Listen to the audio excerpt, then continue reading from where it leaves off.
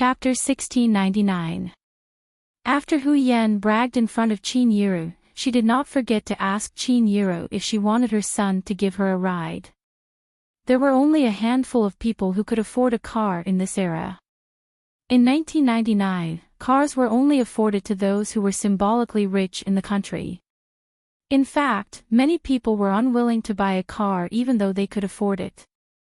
That was because the cost of maintenance, fuel, and other expenses for a year was not something an ordinary person could afford. Hu Yan's family was not rich and could only be considered moderately well off. Qin Yiru only knew that Hu Yan's husband had passed away early and her son had been working for a few years since he was admitted to university. He bought a house in Longmen City, married a wife and bought a car, leading a tight life. Coincidentally, Hu Yan's son's wife had given birth and was in confinement, so she was brought to Longmen City from the countryside by her son. However, as a family, Hu Yan had no choice but to work at the florist and go home at night to wash the dishes and cook for her daughter-in-law. She could go home during lunchtime as well. During this time, Hu Yan would usually rush home to cook for her daughter-in-law and grandson. Otherwise, her son would not have brought her to Longmen City. With that in mind, Hu Yan had to perform better. Otherwise, she would be sent back to the countryside once her daughter-in-law's confinement was over. Moreover, her daughter-in-law had given birth to a chubby grandson for her. Hu Yan felt that it was all thanks to her son that she could move from the countryside to a big city like Longmen City. Her son was indeed promising. He even bought a car now, a common brand. Hu Yan felt that she was very impressive now, having earned enough face when she walked out. Qin Yiru was dressed normally, not too ostentatiously but not too shabbily either. Hu Yan thought that Qin Yiru's family background should be alright but it should be much worse compared to hers, so she came over to show off to Qin Yiru to gain some confidence. Right, Yiru, you told me earlier that you came from the countryside too. I don't think you've taken a private car before. My son's here to pick me up today. Don't walk back so hard. How about this? Let your daughter take our car when she comes to pick you up with an umbrella. What do you think? The more Hu Yan talked, the happier she became. She even wanted to show off in front of Qin Yiru's daughter, Yunjian. In fact, Hu Yan had just started working at the flower shop recently. She was not familiar with Qin Yiru. However, Qin Yiru was easy to get along with, and Hu Yan was the kind of person who couldn't keep her mouth shut. The other employees in the flower shop were too lazy to talk to her. Naturally, she wanted to make her presence known in Qin Yiru's shop. Qin Yiru guessed that Yunjian would drive to pick her up. Qin Yiru was not surprised that her daughter could drive, because Yunjian had to learn everything under good Yunjian. Driving was very important during missions. Sometimes, it could even save one's life. I don't think so. My daughter. Qin Yiru was more easygoing, so she had just spoken when she was interrupted. She heard the sound of a horn. Honk, honk, honk. A black Volkswagen stopped next to the flower shop. A man got out of the Volkswagen with an umbrella and walked quickly to Hu Yan. Mom, I'm here to pick you up from work. Seeing the man's Volkswagen, the other employees in the flower shop couldn't help but exclaim, a Volkswagen. How much money must he have to pay to afford it? If you don't have at least 100,000 yuan at home, you won't dare to buy a car. Wow! He's really rich. Hearing the discussions around her, Hu Yan's heart almost flew to the sky. She pretended to be calm and said to Qin Yiru, don't be so polite. Later, let your daughter who came with an umbrella take my car back. Who knew that just as she finished speaking, a fiery red supercar in the distance sped over like lightning. It drifted and suddenly stopped. Whose car is this? Hey, I think this car is not cheap. I've never seen such a beautiful car. The people around her immediately exclaimed. Hu Yan also straightened her eyes and was slightly envious. However, just as Hu Yan was envious, she saw the girl sitting in the car open the door and get out with an umbrella. Then, she walked straight to Qin Yiru and stood in front of Qin Yiru. "Mom, let's go home." Hearing this, Hu Yan's eyes suddenly widened. Qin Yiru's family has a car. Moreover, it's a car with only 2 seats and an unknown brand. Just as she thought of this, everyone present heard Hu Yan's son suddenly change his expression. He pointed at Yun Jian's car with a trembling hand and exclaimed, "Isn't that the limited edition Ferrari which is only sold in the world? There are only 3 of these cars in the world, and each of them is sold at a sky-high price. It's already out of production. If you want to buy such a supercar, and a limited edition one at that, you can't even talk about it without 10 million yuan. Chapter 1700. 10 million. This car needs 10 million to buy. Everyone present only heard the number in his words, and immediately, everyone's faces changed greatly from fright. Hu Yan, in particular, who had been particularly smug in front of Qin Yiru just now, had her mouth agape and exclaimed after her son spoke. "Mom, 10 million is not enough to buy this car. I mean, if you don't have 10 million, don't even think about talking about this car. This is the world's flagship, limited edition supercar. A supercar that even rich people can't buy. The people who can buy it must be someone who has a lot of influence in the world. That's why I'm shocked that such a supercar would appear here."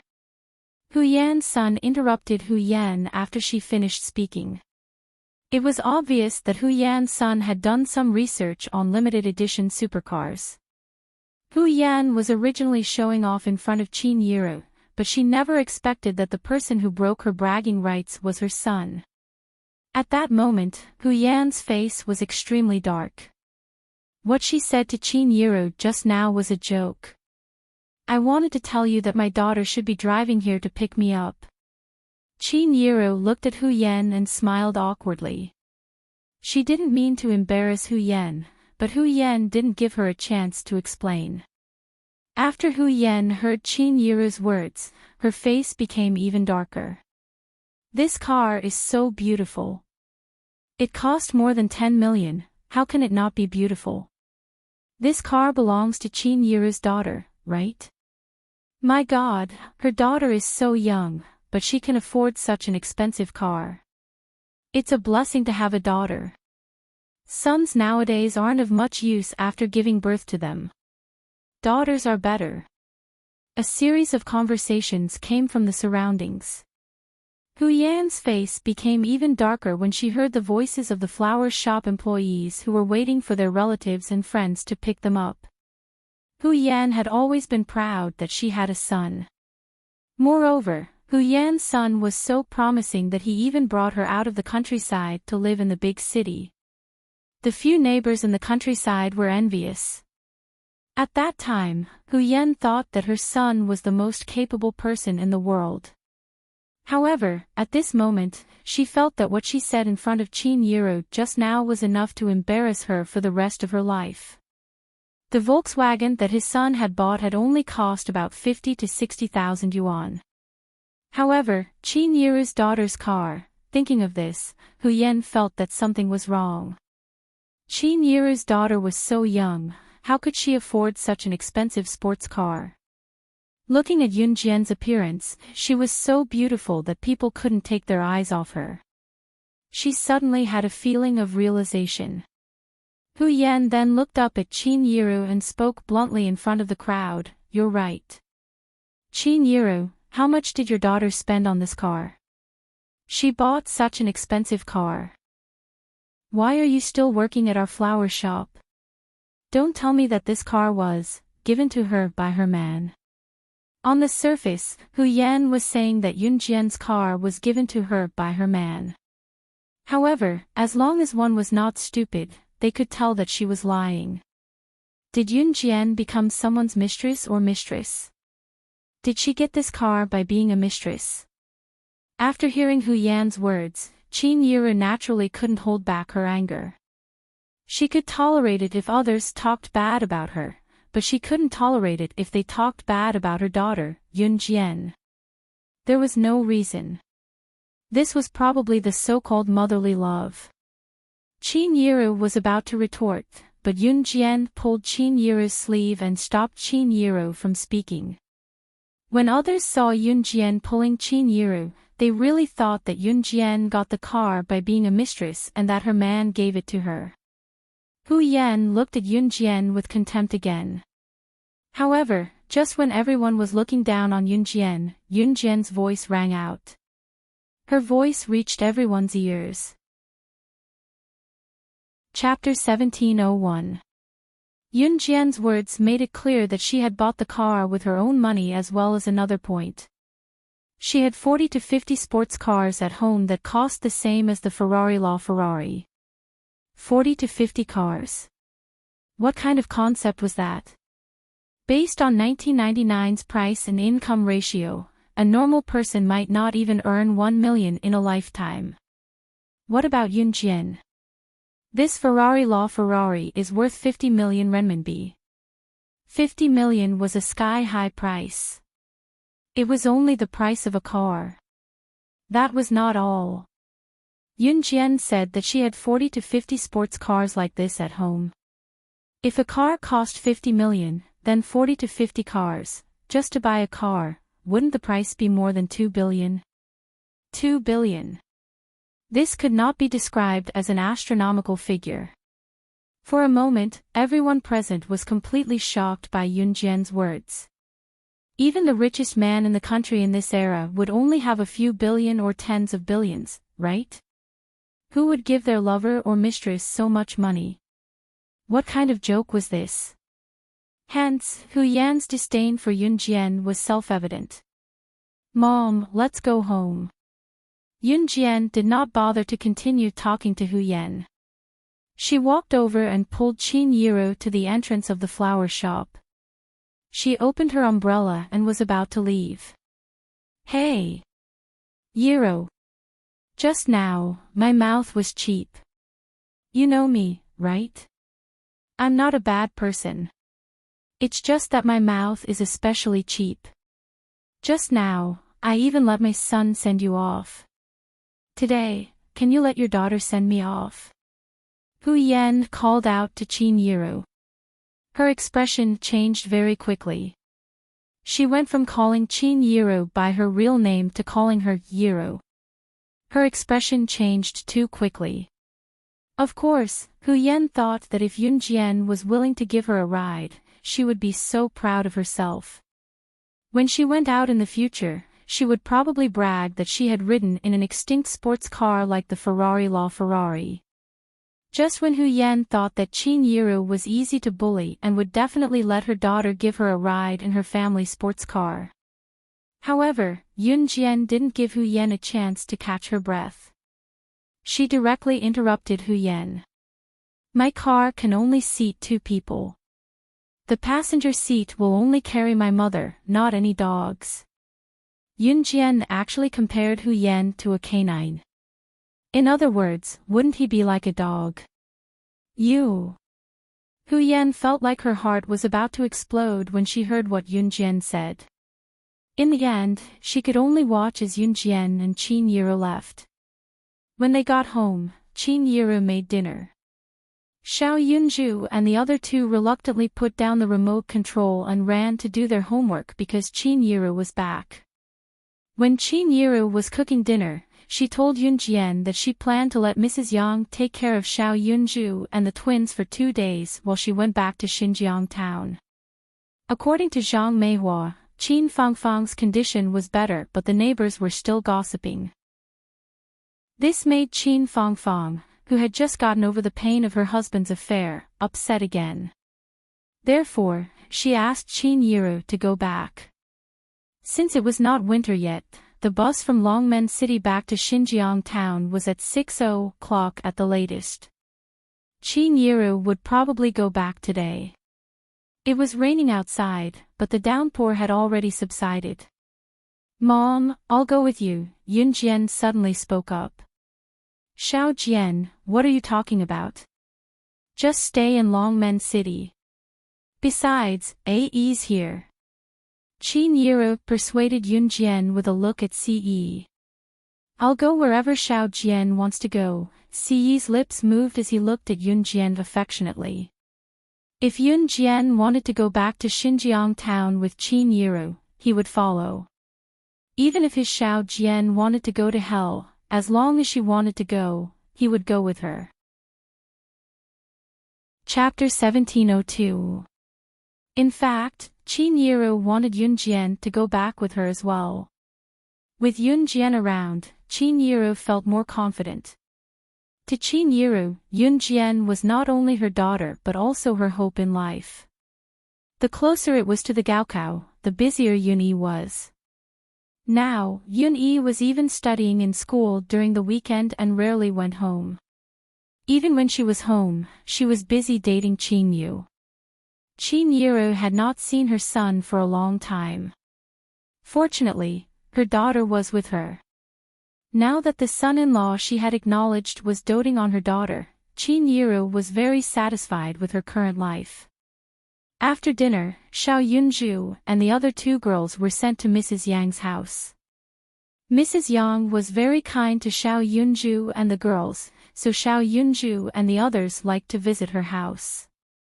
It was also because of this that Qin Yiro would ask Mrs. Yang to take care of the children for her whenever she needed help.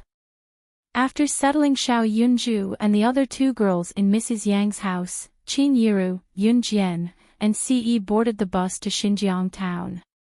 It was not Ce's first time taking the bus, but if it were not for Yun Jian, he would never take the stupid bus.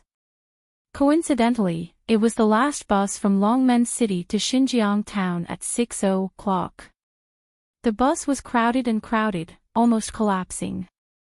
Although they had a car at home, Yun Jian usually did not drive around. After all, she did not have a driver's license in country Z. Ce and Yun Jian's car usually had 2 seats, but Ce's Lamborghini had a back seat, but it was very cramped. Xiao Yunju and the other two girls could sit in the back seat of the Lamborghini, but Qin Yiro and Yun Jian could not even straighten their backs if they sat there. Therefore, he simply chose to take the bus. Coincidentally, all the seats on the last bus had been taken, so Yun Jian, Ce, and Qin Yiro were all standing and holding onto the handrail.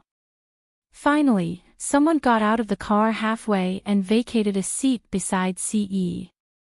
Without hesitation, Ce gave her seat to Qin Yiro.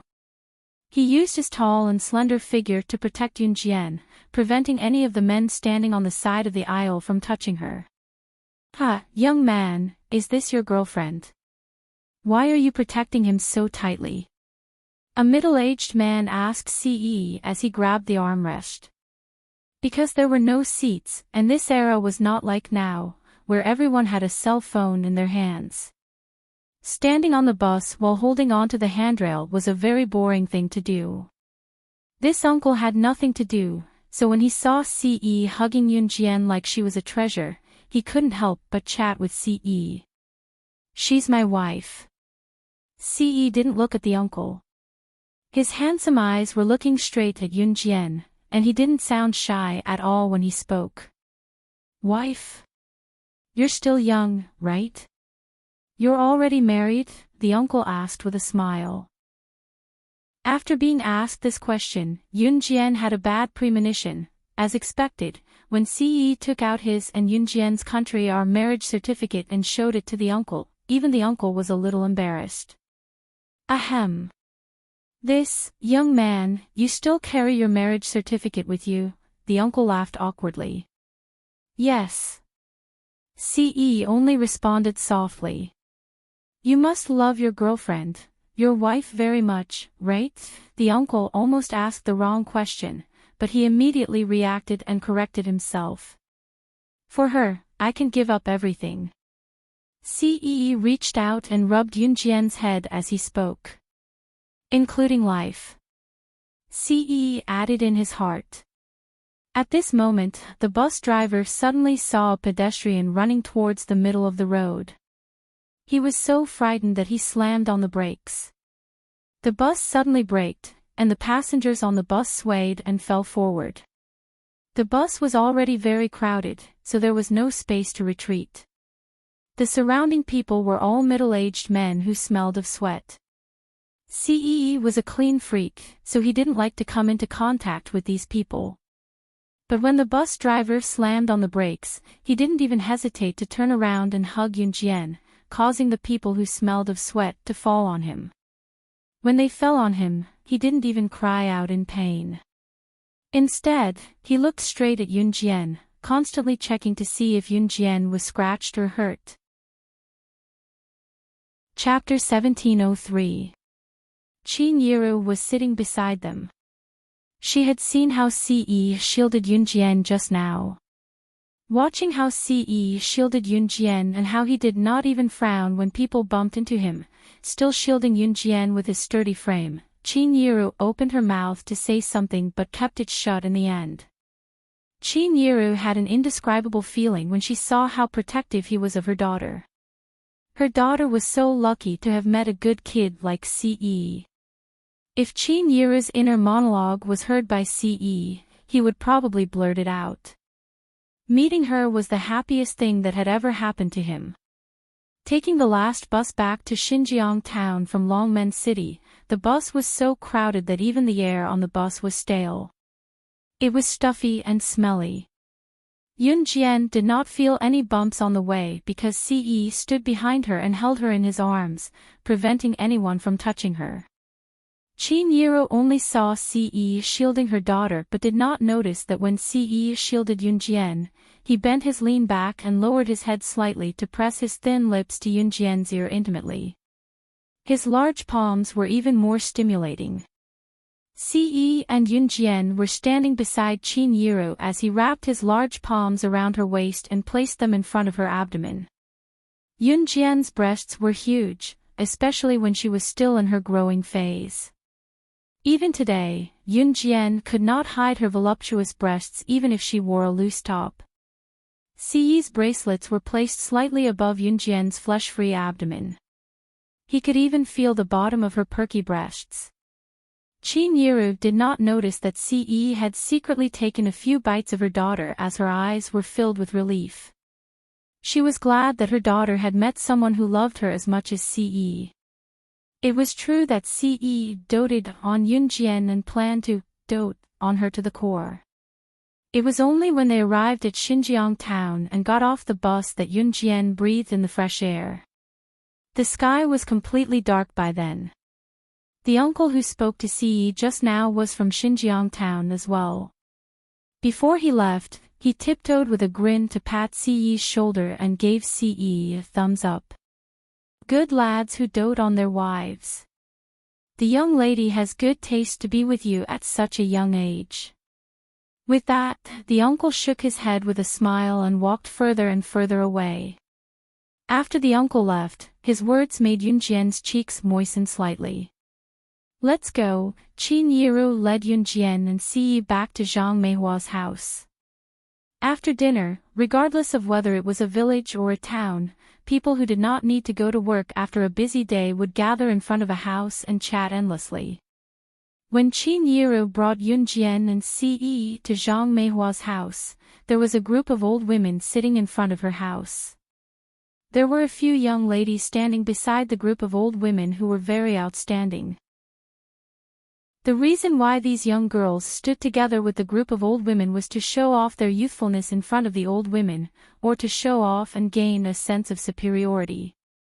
It was not hard to tell that these young ladies were the group of old women's nieces or granddaughters. The old women were bringing their nieces or granddaughters to show off to each other. Qin Fangfang was sitting on a bench beside the group of old women. The surrounding old women were talking to Qin Fangfang and were trying their best to persuade her. Fangfang, we all watched you grow up. Now that something like this happened to you, sigh, this old woman was already soft on Qin Fangfang. Some of them did not like Qin Fangfang and directly spoke to her. Let me say something. Your husband cheated on you, but it's not without reason. You've been married to him for so many years. He's from a wealthy family. You didn't even give birth to a child for him. Who can stand it? If it were me, I would have cheated too. When Qin Fangfang married into a wealthy family, Zhang Meihua had always bragged about her daughter marrying into a wealthy family.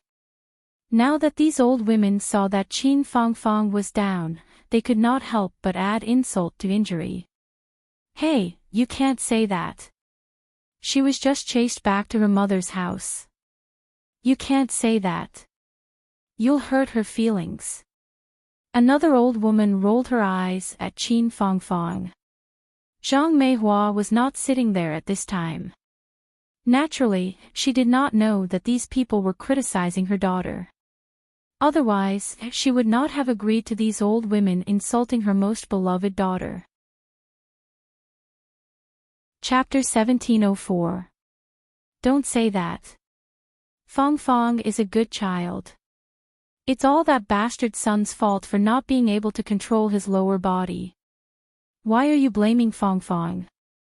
As long as he's a man, he shouldn't be looking for women outside. If I see him, I'll kill him. Among the group of old ladies present, not all of them were here to hit Qin Fangfang when she was down.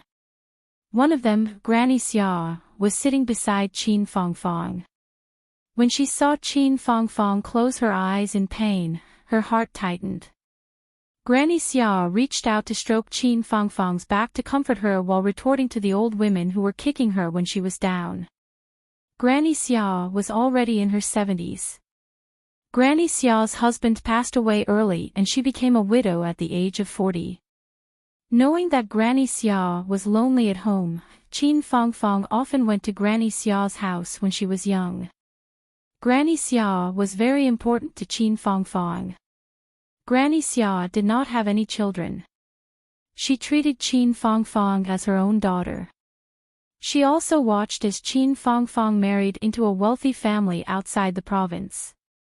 To Granny Xia, even though Qin Fangfang rarely came back these years, she still looked forward to it. Whenever Qin Fangfang returned to Xinjiang town, she would visit Granny Xia. Now, something like this had happened. Qin Fangfang's bastard husband from a wealthy family, Sun Baiwen, actually cheated on her. He even brought his mistress home openly. Qin Fangfang had returned to Xinjiang town and returned to her parents' home. However, Zhang Meihua had always talked about her daughter marrying into a wealthy family. She used to be glorious. When Qin Fangfang returned to Xinjiang town in the past, she had never bragged to anyone. However, Zhang Meihua had bragged for her for so many years. Now that Qin Fangfang was unfortunately in dire straits, the old women who had been bragging to Zhang Meihua for so many years found a chance to mock and ridicule Qin Fangfang. Granny Xia could not stand it anymore and shouted for everyone to stop. Don't keep looking for reasons on the man. There must be something hidden when the man cheats. If you ask me, so what if your man cheats? You should go back. Take the family's assets and let the man go out to play. Let him do whatever he wants. It's fine as long as the money is in your hands. The old woman sitting by the side was very experienced and advised Qin Fangfang to go back and not get a divorce. Qin Fangfang obviously didn't want to listen to the old woman's words. She lowered her head. After listening to the old woman's words, she really couldn't take it anymore and walked towards the door. Just as she stood up, Madame Fan grabbed Qin Fangfang's hand and refused to let her go. The old woman who had said that Qin Fangfang couldn't give birth to a child for Sun Baiwen grabbed Qin Fangfang's hand and refused to let her leave. Don't go, we're just concerned about you. Besides, that's the truth. If you work hard and give birth to a son or daughter for your future husband, he won't cheat on you. Being scolded for not being able to have children was Qin Fangfang's bottom line. It was also something she hated to hear the most. The old woman, Madame Fan, even grabbed Qin Fangfang's hand and refused to let her go. This scene was witnessed by Chin Yiru, who was walking over from afar. Chin Yiru was so protective of her sister that even Chin Yiru did not realize that she was born weak. Now, she had the courage to dash forward and grab Madame Fan's hand, flinging her away. Then, she shouted at Madame Fan. "Let go of my sister." Yun Jian and Ce followed closely behind. When Chin Yiru flung her hand away, Madame Fan's body jerked backward and she almost fell down. After she steadied herself, Madame Fan glared angrily at Chin Yiru, who had suddenly appeared and pushed her. She scolded Chin Yiru mercilessly. "Oh, is Yiru from the Chin family back? You Chin sisters are really something. Both of you are divorced and chased back to your parents' home. Those who don't know would think that your daughters have contracted some kind of illness." Slap. Before Madame Fan could finish her sentence, a huge slap came at her. In the next second, Madame Fan felt dizzy and was flung a few meters away. When the crowd saw this, they quickly turned around in shock and saw Yun Jian, who had slapped Madame Fan, standing in front of them. After Madame Fan was flung away, she strode forward and grabbed Madame Fan's collar, saying coldly. Chapter 1705. Yun Jian's slap was so powerful that it sent the person flying several meters away. This action shocked the old women and the young girls standing around. "Are you Chin Yiru's daughter, Yun Jian?" One of the old women recognized Yun Jian. She was stunned and then dumbfounded. Chin Yiru's daughter, Yun Jian, was new cruise's director. This news had spread throughout Xinjiang town. Yun Jian's reputation was known by everyone in Xinjiang town. Moreover, when Chin Yiru remarried, Yun Jian had organized her wedding single-handedly. She had laid out the red carpet from Zhang Meihua's house to Ge Yunjian's house. More than 20 sports cars had been sent to the wedding, some of which were limited edition sports cars. The wedding half a year ago had caused a sensation in Xinjiang town. Chin Yiru's daughter, Yun Jian's name had spread throughout Xinjiang town at that time. Therefore, it was not surprising that the old woman could recognize Yun Jian. Miss Fan, who had been sent flying by Yun Jian's kick and grabbed by the collar, had wanted to retaliate against Yun Jian.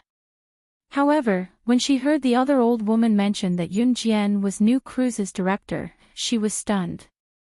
"Grandma. Who is she? How can she hit an old woman? Doesn't she know how to respect the old and love the young?" The old women in Xinjiang town had spread the news that Chin Yiru had given birth to a powerful daughter. However, the few young girls who rarely returned to Xinjiang town and would occasionally return to the countryside to show off after getting good grades in school did not know who Yun Jian was. One of the girls, who was rather petite and had a pair of slender and fair thighs, had spotted Ce from afar. It went without saying that young girls would pay attention to the opposite sex. She had seen Ce walking toward them while holding Yun Jian's hand from afar. Ce's handsome silhouette coupled with his messy hair and tall frame made him look like an almighty god, attracting the girls' gazes. The petite girl had taken a liking to Ce at first glance. At the same time, she did not have a good impression of Yun Jian. Seeing that Yun Jian had sent Madame Fan flying with a kick, the girl called out to an old woman standing beside her. The girl's name was Suya. Suya had spoken very loudly to her grandmother when she had accused Yun Jian of not respecting the old. She had spoken so loudly because she wanted Ce to hear her. She wanted Ce to see Yun Jian shamelessly hitting the old woman, so that Ce would dislike Yun Jian. Suya herself did not like the old woman from the bottom of her heart. However, in front of others, she still pretended to be very kind and showed her best side to the public. When the surrounding girls heard Suya's words, they all said that Yun Jian was impolite for hitting the old woman. When everyone spoke up to this point, they saw Ce take 2 steps toward Yun Jian. When the girls saw this, they almost screamed because of Ce's handsome figure. Just when everyone thought that Ce would go forward to pull Yunjian away and save Miss Fan, Ce stepped forward. Under everyone's gaze, Ce took Yunjian's hand and pulled Yunjian into his embrace. Then, he kicked Miss Fan, who was lying on the ground pretending to be dead. This kick was far more vicious than Yunjian's. With a cold expression, Ce kicked Miss Fan into the grass more than 10 meters away. Then, he hugged Yunjian, his handsome face expressionless. He took out his phone from his trouser pocket and dialed the number without looking at it. The moment the call connected, Ce ordered the person on the other end of the phone in front of everyone. Chapter 1706. Remember, when he said he was going to annihilate Fan Shi, he was going to annihilate her entire family. Everyone's expression darkened when they heard Ce's words. Especially Suya and the other girls who wanted Ce to think that Yunjian was a girl who disrespected the elderly and wanted Ce to lose all affection for Yunjian when he realized this. Now, they were pale with fright. They had thought that Yunjian had gone overboard just now. In comparison, Ce was so much more ruthless than Yunjian. He was going to annihilate Fan Shi's entire family just because of what she said. Was he going to kill Fan Shi just because of what she said just now? Moreover, Ce's actions just now terrified the girls. Could it be that he was from the underworld? Ce hung up without waiting for the person on the other end to reply and pulled Yunjian into his arms. Looking at Yunjian's face that he could not bear to let go of, Ce's chilling words spread to every corner of the venue, sending chills down everyone's spine. Everyone here, listen up. If I hear any of you bad-mouthing my mother-in-law in the future, I'll annihilate your entire family. Ce's gaze on Yunjian was gentle, but his words to the crowd were chilling like winter ice. Qin Yiru was Xiao Jian's mother, which meant that she was his mother as well. Ce had never experienced a mother's love, but he had received Qin Yiru's care. To Ce, Qin Yiru was Yunjian's mother as well as his mother. Naturally, he would not let his mother be bullied. If Adam and Shuang were here to hear what Ce said, they would probably be mocking him. They were not even officially married yet and their young master was already calling her mother-in-law. How shameless! Of course, if Adam and Shuang said that in front of Ce, they would definitely be banished to the Amazon forest for a few years by Ce. Once Ce spoke, the gossipy old women and the girls who had bad-mouthed Yunjian shuddered and gulped. Go, go, go, go, it's too scary. Let's go home. The old women around them were smart as well. When they heard Ce's words, they left the place like they were fleeing. Those young girls were the granddaughters or nieces of the old women. When the old women left, these young girls were naturally taken away with them. Soon, the place quieted down. Madame Fan, the old woman who had bad-mouthed Qin Yiru and Qin Fangfang, crawled over from the lawn and knelt in front of Qin Yiru. She knew that if Yunjian was capable, Ce would not be too bad. Qin Yiru. Yiru. Save me. Save me. I spoke too fast just now. You can't let your son-in-law treat me this way. I'm a dutiful person. It's my fault, it's my fault. I won't do it again. I beg you. Please let me go. Madame Fan knew that Qin Yiru was easy to talk to, so she kowtowed desperately to Qin Yiru to admit her mistake. Although Madame Fan had gone overboard with her words, Qin Yiru still had to return to Xinjiang town. She did not want her son-in-law, Ce, to be called a cold-blooded devil. Therefore, Qin Yiru asked Ce to just teach her a lesson and not kill her. Ce did not respond at first, but when Qin Yiru told Yunjian, Yunjian did not wait for Ce to finish before Ce agreed. I'll listen to you. He would only listen to her, even if he had to climb a mountain of swords or plunge into a sea of fire. Qin Yiro sighed in relief when Ce agreed. After all, she was from Xinjiang town and had to live there. If Ce really destroyed the Fan family, who would dare to get close to her in Xinjiang town? Ce could not help but rub Yunjian's head. Chapter 1707. Although Madame Fan was not destroyed, in the next few days, she continued to receive news that her son's company went bankrupt, her daughter-in-law wanted a divorce, and her daughter's husband's family went bankrupt overnight. They could not even afford to live on the streets. Madame Fan suddenly thought of Ce when she heard the news and vomited blood. After this incident, the people of Xinjiang town spread the news that Qin Yiro had a son-in-law who doted on her daughter Yunjian to the extreme. Of course, everything that happened after the appeal was a story for later. After Madame Fan returned home, Qin Yiro led Ce and Yunjian into Zhang Meihua's house. After comforting Zhang Meihua, Qin Yiro went downstairs to help Zhang Meihua prepare dinner. Even though Zhang Meihua had done some terrible things to her in the past, she was still her mother. Sometimes, people were so helpless. Living in the present, if one was too weak, even one's own parents would look down on them. Some people would give up on themselves, while others would rush to the top to show that they were not ordinary people. Qin Yiro probably belonged to the former. Of course, she did not have the ability to become the latter. But looking down on herself was one thing. Parents were still parents. Zhang Meihua gave birth to her after 10 months of pregnancy. That night, Yunjian slept with Ce. However, the room next door was Qin Yiru's room.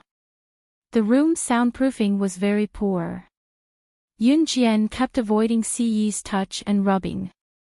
In the end, she followed his path and was touched the whole night, cough cough. Early the next morning, Ce had to rush back to an Hun organization. As the leader of an organization, he always had endless things to do. Yunjian naturally understood. "I'll look for you in a few days." When Yunjian said to look for him, she meant to go to an Hun organization. Okay. Ce hugged Yunjian's soft body and bent down to kiss Yunjian's forehead and lips for a while. At this moment, Ce and Yunjian were standing at the staircase. After kissing for a while, Ce let go of Yunjian when he heard footsteps around them and left. Yunjian went back to Xinjiang Town High School in the afternoon. This was the first place she stayed after her rebirth. After taking a stroll around Xinjiang Town High School, the scenery around them had changed. When she got home, Qin Yiro made mung bean soup. Just as Yunjian picked up the mung bean soup and took a sip, there was a commotion at the entrance. "Yunjian, you're inside, aren't you? Get out here." Yunjian's gaze flickered when she heard the insults, but she walked out anyway. A familiar figure appeared in front of her. It was Lin Mingyu. The moment she saw Lin Mingyu, even Yunjian was slightly surprised. She saw many people standing around Lin Mingyu. Yunjian had a good memory. She could tell that the people standing around Lin Mingyu were all Xinjiang Town High School students. They were her classmates. More than a year ago, the first person she met after her rebirth was, strictly speaking, Lin Mingyu and her little follower. At that time, Lin Mingyu pushed her head into the school's toilet. She had punished Lin Mingyu after that. Why was she here again? "Yunjian, you used to be so arrogant just because you were capable." "Humph. Let me tell you, I've been learning martial arts from an expert for the past year. I've already learned all of my master's ultimate skills. Today, I've called some of our former classmates here so that everyone can be witnesses. I, Lin Mingyu, will defeat you today. I'll wipe away all the humiliation. Today, I'll return all the humiliation you've brought to me." Lin Mingyu clenched her fists and gritted her teeth as she looked at Yunjian's face that was even prettier than before. There were many onlookers. Qin Yiru had just gone to Xinjiang town's market to buy groceries. Lin Mingyu brought a large group of people over. When the neighbors heard the commotion, they all came over to see what was going on. "You want to fight me?" Yun Jian narrowed her eyes and looked coldly at Lin Mingyu. Lin Mingyu hated her to the core because of Yuan Jun. She did not expect her to be so unrepentant after so long. "That's right. My master taught me all of his ultimate skills. I guarantee that you'll be looking for your teeth on the floor." Lin Mingyu glared hatefully at Yun Jian and yelled. Yun Jian smirked and stood in front of Lin Mingyu fearlessly, declaring arrogantly, "You're right." Chapter 1708. What Yun Jian said was not a secret. At least, it had spread throughout the Min City Military Academy. She was not afraid of Qin Yiru finding out. Moreover, Qin Yiru was not at home now as she had gone to the market to buy groceries. The neighbors had also gathered here because of Lin Mingyu's arrival with a large group of people. They were surrounded by people. When Yun Jian had just been reborn, Lin Mingyu's ribs had been broken by Yun Jian. After being bedridden for a few months, she had met Yun Jian again and wanted to get rid of Yun Jian. However, in the end, she could not even lay a finger on Yun Jian. Lin Mingyu was the daughter of Xinjiang town's principal. In a small place like Xinjiang town, Lin Mingyu was considered a spoiled child compared to her peers. As the daughter of Xinjiang town's principal, when had she ever been bullied? The first time in her life that she had been humiliated was at the hands of Yun Jian. She would remember this grudge for the rest of her life. Just as Lin Mingyu was looking at Yun Jian with confidence, she and the people around them heard Yun Jian's words. Before going to the hunting school, Z country held a selection competition for the best special forces in the country. It was not a secret that could not be told to others. Therefore, as long as one was concerned about these matters, they would be able to get the news from various channels. Reality proved that there were only 3 spots for the hunting school and the competition for the spots was very intense. Many middle-aged and elderly people in Xinjiang town who liked to read newspapers wanted to know which 3 people had obtained the right to go to the hunting school, but to no avail. Yun Jian's words had stirred up everyone's emotions. For a moment, everyone stared at Yun Jian with widened eyes in shock and horror. "Did you participate in the selection competition?" A middle-aged man who liked to read newspapers looked at Yun Jian with fear in his eyes as he exclaimed. Some of Yun Jian's classmates who had been called over by Lin Mingyu when they were in Xinjiang town school heard the conversation between Yun Jian and the middle-aged man. They all looked at Yun Jian in shock. So what? However, before Yun Jian could answer, Lin Mingyu suddenly interrupted everyone. She pointed her finger at Yun Jian and stared at Yun Jian fiercely. She looked like she wanted to tear Yun Jian into pieces. "Tell me, do you dare to fight me or not?" Lin Mingyu pointed her finger at Yun Jian. She gritted her teeth and shouted at Yun Jian. "Leader, softer, softer." At the same time as the incident in Longmen City Xinjiang town, Ling Mei was caught by Di Lin in Blood Doll and pinned down to do unspeakable things to her. After being brought back by Di Lin, Ling Mei had been bullied on the bed for 3 days and 3 nights. At this moment, Ling Mei was hugging Di Lin's head and letting Di Lin move up and down on her body. Ling Mei was Di Lin's lover. This was something everyone in the Blood Doll organization knew. After the former leader of Blood Doll, who was also Di Lin's father, passed away and Di Lin became the leader of Blood Doll, he made it clear that he wanted Ling Mei to be his lover. Ling Mei was only an assassin in Blood Doll and was saved by Di Lin's father. She had no right to refuse. She had always thought that Di Lin only wanted a woman to warm his bed and vent his lust, so she had never harbored any improper thoughts. She was already prepared to die when she was caught trying to assassinate Yun Jian. She did not expect that Yun Jian would not kill her and even let her stay with Qin Yu and Gu Nianji.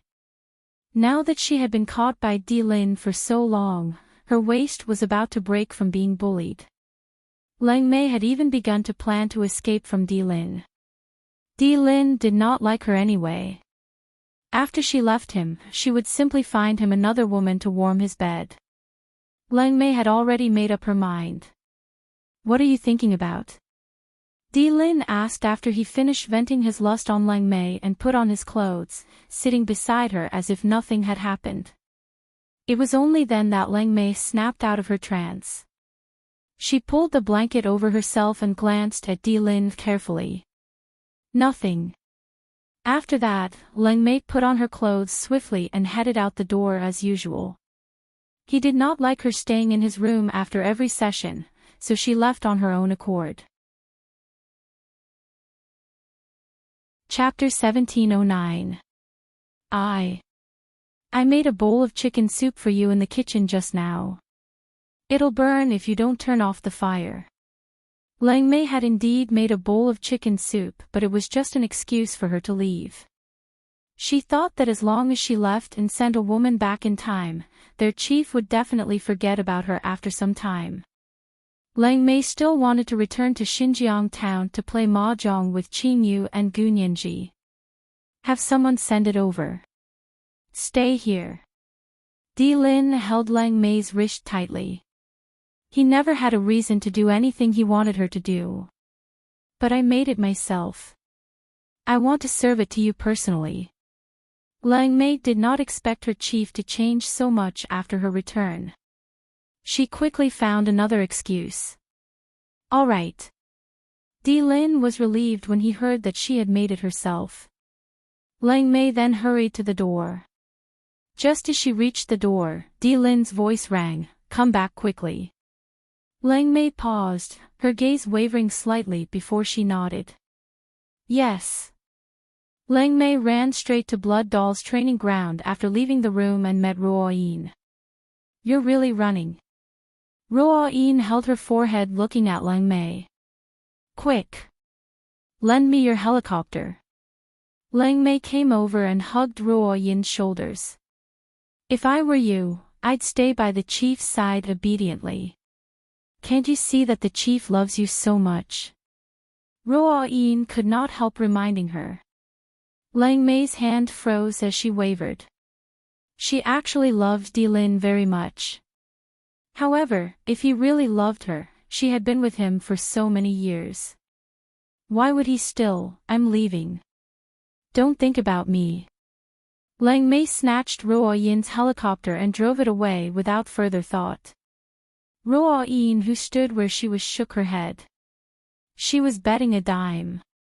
Lang Mei would definitely be caught and brought back soon. At the same time, Xinjiang town, Longmen City. Lin Mingyu was pointing at Yun Jian as she shouted confidently. Tell me, do you dare to fight me or not? After Lin Mingyu shouted, Yun Jian's and Lin Mingyu's classmates in Xinjiang Town High School stood up to support Lin Mingyu. Mingyu's master has always been living in seclusion on the mountain.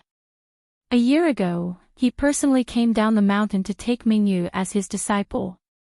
It's said that Mingyu's bones are suitable for practicing martial arts and that she's a rare talent that only appears once in 1,000 years.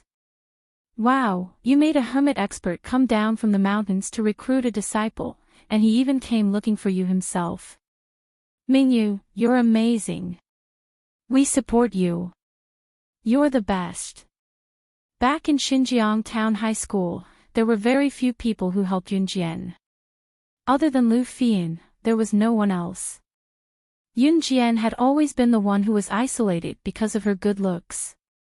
Therefore, when they saw Lin Mingyu bringing everyone to look for Yun Jian, the students from Xinjiang Town High School were all on her side. Although Yun Jian's strength was astonishing, she did not stay in Xinjiang Town High School for long after her rebirth. What's more, these students didn't know what happened later. Of course, they didn't know Yun Jian's other identities. Lin Mingyu felt smug when she heard her former classmates say that she had been taken in as a disciple by a master and that her strength was now astonishing. She raised her head high and made an expression as if she should accept the evaluation of the people around her. Yunjian, surrender obediently if you know what's good for you. Let me send you to the hospital and our grudge will be ridden off. Otherwise. Just as Lin Mingyu finished, a hurried voice rang from the entrance. Xiao Jian. Right after that, Yun Jian saw a few people running in through the entrance. Since it was Saturday and school was over, the students could return to Xinjiang town. Lu Fian was the first to run in. Following behind her were the original basketball team of Xinjiang Town High School, Li Xiangyi, Wu Kuei, Wen Rui, and others. Lu Fian and the basketball team were the first batch of friends that Yun Jian made in Xinjiang town. When she left Xinjiang town, Yun Jian had promised Lu Fian and the basketball team to meet in Longmen City a year later. A year later, however, Yun Jian went to Min City Military Academy while Lu Fian and the basketball team went to Longmen City. Sometimes, even Yun Jian herself could not predict what would happen in the future as things changed. When Lu Fian and the basketball team ran in, they stood in front of Yun Jian and glared at Lin Mingyu. Lin Mingyu, what do you want? Xiao Jian didn't do anything to you at all. It's always you and Yuan Yingjun harassing her. Now that you're here, how shameless can you be? Lu Fian growled at Lin Mingyu as she stood in front of Yun Jian. Chapter 1710. Hey, isn't this LV Fian?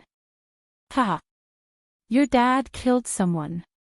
He's still in jail, isn't he? Lin Mingyu saw LV Fian and immediately recalled how LV Fian's father was knocked down by a female teacher in school and accidentally stabbed someone with a pole from a tall building. That incident had caused a huge commotion in Xinjiang Town and Xinjiang Town High School. As Lin Mingyu was the daughter of Xinjiang Town High School's principal, she naturally knew about the incident. LV Fian was Yun Jian's friend. Back then, Lin Mingyu had asked her two followers to push Yun Jian's head into the toilet pit. It was LV Fian who had complained to the teacher, although the teacher had helped her. Therefore, when Lin Mingyu saw LV Fian running over to protect Yun Jian, she did not hesitate to poke at LV Fian's sore spot. LV Fian's father was supposed to be in jail for the rest of his life because of Yun Jian's rescue. Now that his sentence had been reduced, he could not avoid jail. That was LV Fian's pain. Therefore, when she heard Lin Mingyu's words, LV Fian clenched her fists tightly. I won't allow you to talk about my dad. If Li Xiangyi had not grabbed LV Fian's arm from behind, LV Fian would have charged forward to fight Lin Mingyu. If it had been in the past, LV Fian would not have been at a disadvantage if she fought with Lin Mingyu. However, Lin Mingyu had trained with the expert for a year now. Naturally, her strength was different from before. Lin Mingyu felt a sense of satisfaction when she saw LV Fian being stopped by someone who was afraid of her strength when she wanted to beat her up. As expected, it was good to have strength. No one could bully her and she could bully anyone she wanted. Lin Mingyu felt that she was invincible when she saw that. Everyone else thought so too. Mingyu, you're amazing. You're amazing. I was shocked when I heard that the expert took you in as his disciple. I'm really impressed. That's right. That Yun Jian is nothing. Humph. She should have surrendered to you long ago. The few female classmates who were originally from Xinjiang Town High School started to praise Lin Mingyu. The tone of their praises almost made Lin Mingyu fly into the sky. The neighbors near Zhang Meihua's house started to gather. There were more and more people. There were those who were watching the show, those who were worried, and those who were gloating. There were all kinds of people. It was just that these people who were watching the show didn't know how to speak. Just when Lin Mingyu was feeling complacent and proud, thinking that she was a legend that everyone was praising, Yun Jian's words suddenly rang out and reached everyone's ears. A rare genius that only appears once every 1,000 years. Just looking at your skeletal structure, a person like you shouldn't be suitable to learn martial arts. To be able to praise you as a rare genius, I really want to meet you." Yun Jian crossed her arms and looked at Lin Mingyu coldly. Lin Mingyu's bones were loose and her attacks were soft. Even if she met an expert, even if she was trained from a young age, she would never reach the level of a senior assassin. For someone like Zhang Xiaofeng, who had strong bones and powerful punches, just a few words of guidance would be enough for him to reach the sky. This was also the reason why Yun Jian accepted Zhang Xiaofeng as her disciple. Lin Mingyu was a rare genius that only appears once every 1,000 years. Yun Jian almost sneered. "Why? Are you jealous after hearing that I'm a rare genius that only appears once every 1,000 years? Let me tell you, even if you're jealous, it's useless because I was born with it. Master said that I was born to learn martial arts." Hearing Yun Jian's words, Lin Mingyu thought that Yun Jian was jealous. She laughed and spoke confidently.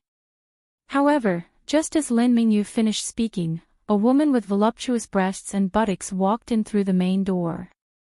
This woman was charming and had a voluptuous figure. The moment she entered, she attracted the attention of many men. However, after the woman saw the scene, she laughed loudly and then said to Yun Jian in front of everyone. Chapter 17:11. Lang Mei's sudden appearance startled everyone present. At this moment, Lang Mei was wearing a tight-fitting black leather jacket and pants. Her perfect body was fully displayed. Anyone who saw such an enchanting and sexy figure would be attracted to her. Even the women were attracted to her, let alone the men. Seeing Lang Mei enter from the entrance, she did not hesitate to spit out what she had just said. By the time everyone realized that Cold Charm was the woman that Zhang Yang was talking about, everyone was shocked. Those present were ordinary residents of Xinjiang town, farmers, construction sites, or factory workers. They did not even go to Longmen City often and had to be frugal with their spending. Hearing Lang Mei say the word kill so casually, everyone was shocked. "What are you doing here?" Just as everyone was puzzled and wondering how Yun Jian could possibly know this woman, Yun Jian suddenly looked at Lang Mei with her arms crossed. She obviously knew this woman who spoke of killing so casually. Everyone was shocked. Even Lu Fian, Li Xiangyi, and Lin Mingyu were surprised. "Qing Yu and Gu Nianji asked me to hide here for a few days. Don't rat me out," Lang Mei said lazily as she walked to Yun Jian. "I didn't hire you to slack off." Yun Jian narrowed her eyes. She did not look at Lang Mei, standing where she was with her arms crossed. Now that the Blood Doll organization had been handed over to her, it meant that all the assassins and agents in the organization would be paid a commission. Some of the Kosha mercenaries' own trained assassins and agents had an agreement. When the agreement expired, they would be set free. If these assassins and agents were willing to stay in the Kosha mercenaries would hire them at a reasonable price. This was the commission. Lang Mei had been in the organization for so many years and her contract had expired long ago. In other words, Lang Mei would be paid even if she did nothing in the organization. Now that the organization had been handed over to Yun Jian, Lang Mei would still be paid for slacking off and her salary was not low either. "I'm just taking a few days off. There's no need to be so calculative. In the past, Lord Chief didn't even care about me," Lang Mei said. In the past, Di Lin really didn't care about Lang Mei. Even if Lang Mei slacked off for a year, Di Lin didn't say anything about her. "Don't do it again." Yun Jian pursed her lips. She smiled and said softly, Okay. Lang Mei was relieved. Not bad. There was a place to hide. The conversation between Yun Jian and Lang Mei was heard by the people around them, but they were confused. "What do you mean by, I'll hire you?" What leader? What the hell was all this? Everyone present was confused for a moment. Yunjian, what the hell are you doing? Even if you pretend to be very strong, it's useless. I'm a genius that only appears once in 1,000 years. Master said that even if you practiced martial arts since you were young, you would definitely not be able to beat me. Calling for reinforcements was futile. Hee, what nonsense are you talking about? Don't make me laugh to death. Hearing Lang Mei and Yunjian's conversation, Lin Mingyu was confused. She laughed coldly, then looked at Yunjian and sneered. That's right. What nonsense are you talking about? Do you really think you're very strong? I'm dying of laughter. Mingyu, we support you. A female classmate of Yunjian's from the same class followed behind Lin Mingyu and sneered at Yunjian. However, just when everyone thought that Yunjian and Lang Mei's words were pretentious, Lang Mei suddenly smashed the stool in front of her with her palm. She smashed the stool with her bare hands. Then, she pointed at Yunjian and sneered in front of everyone. Chapter 17:12. Just as Lang Mei spoke, a guffaw was heard. Pfft. Ha ha ha. We're not even worth a finger of hers. Are you kidding me? Pfft, don't think you're so great. What a joke. The one who laughed was Lin Mingyu. She was currently glaring at Yunjian coldly, her gaze brimming with confidence. She was confident that she could defeat Yunjian. Xiao Jian, this is. The voice of Qin Yiru, who had just returned from grocery shopping, rang from the entrance. Qin Yiru stared blankly at the neighbors who had gathered around to watch the show, as well as Lin Mingyu, Lu Fian, and the others, not knowing what was going on. Ha, you're just in time. You're Yunjian's mother, aren't you? Your daughter bullied me back then, you don't know, right? She even broke the ribs in my abdomen. I'm going to kill her right in front of you now. Seeing that Qin Yiru had returned, Lin Mingyu did not think that she had gone overboard just now. Instead, she scolded Qin Yiru fiercely. Qin Yiru was shocked by the stare. She was about to speak when Yunjian's eyes glinted sharply. With a flick of her arm, 6 flying daggers shot out from her hand and went straight to the roof of a nearby house. The scene shocked everyone present. What's wrong with you? Lin Mingyu growled at Yunjian. However, as soon as the roar fell, a short, old man dressed in martial arts clothes appeared in front of everyone. After the elderly man appeared, 4 to 5 young men appeared beside him. Everyone was surprised. What was going on? Who were these people? As they wondered, Lin Mingyu's eyes widened as she stared at the elderly man and the young men beside him. Master, senior brothers, why are you here? The elderly man was Lin Mingyu's master. When the elderly man appeared, he did not seem to see Lin Mingyu at all. His sharp gaze was trained on Yunjian and he guffawed after a moment. Ha ha ha. My junior brother has imparted his lifetime's ultimate skill to you. You didn't disappoint me, slaying god. The elderly man guffawed, his gaze on Yunjian's malevolent gaze remained unchanged under everyone's watchful eyes. The moment he saw the old man and heard the old man's words, Yunjian suddenly thought of someone. That person was the old man who had taught her a series of ultimate techniques such as hypnotism in her previous life. He could be considered her master. Later on, Yunjian had also looked for him, but the news she received in the end was that the old man was in the Yulong mainland. Whether or not he was in the Yulong continent was still unknown. Her intuition told her that the junior brother mentioned by the old man who suddenly appeared was the old man who could be considered her master. Master, what are you talking about? She also learned my skills. Lin Mingyu was shocked. She looked at the old man and asked in confusion. Mingyu, it's all thanks to you that I was able to find her, ha ha ha. Your abilities are not worth mentioning, so don't embarrass yourself here. Leave now.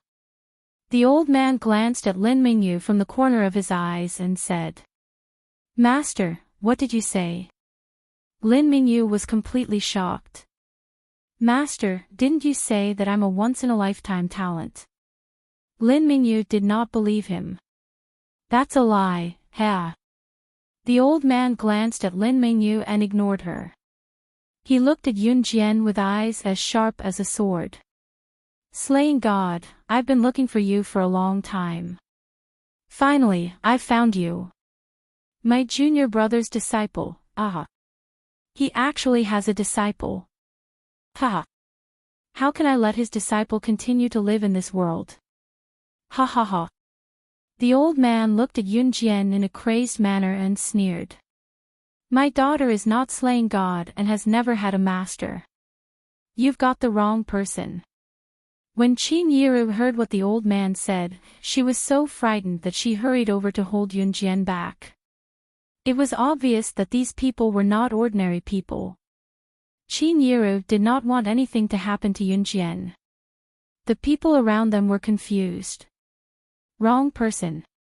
Ha ha ha, do you really think that she's your daughter, Yun Jian? What a joke. Ha ha ha. What? Slaying God, are you scared today? Are you going to hide it from your own mother? Mother, haven't you noticed that your daughter's temperament has changed drastically since last year? Her ability has improved by leaps and bounds. Don't tell me you don't suspect it. The old man looked at Qin Yiru and said confidently. His words stumped Qin Yiru. Xiao Jian's temperament had changed drastically since last year and she had suddenly become so powerful. It was not that Qin Yiru did not suspect it. Qin Yiru looked at Yun Jian and hesitated for a while before saying, Xiao Jian, I believe you, do you want to know? Just as Qin Yiru finished, Yun Jian cut her off. What? Qin Yiru was stunned. Do you want to know the truth? If Qin Yiru wanted to know the truth one day, she would not hide it from her. Yun Jian had expected this day to come sooner or later. Qin Yiru was stunned. Yun Jian's red lips curled up in front of everyone. She stood in front of Qin Yiru and spoke to Qin Yiru in front of Lin Mingyu, Lu Fian, Li Xiangyi, the neighbors, including Qin Fangfang and Zhang Meihua who came out later.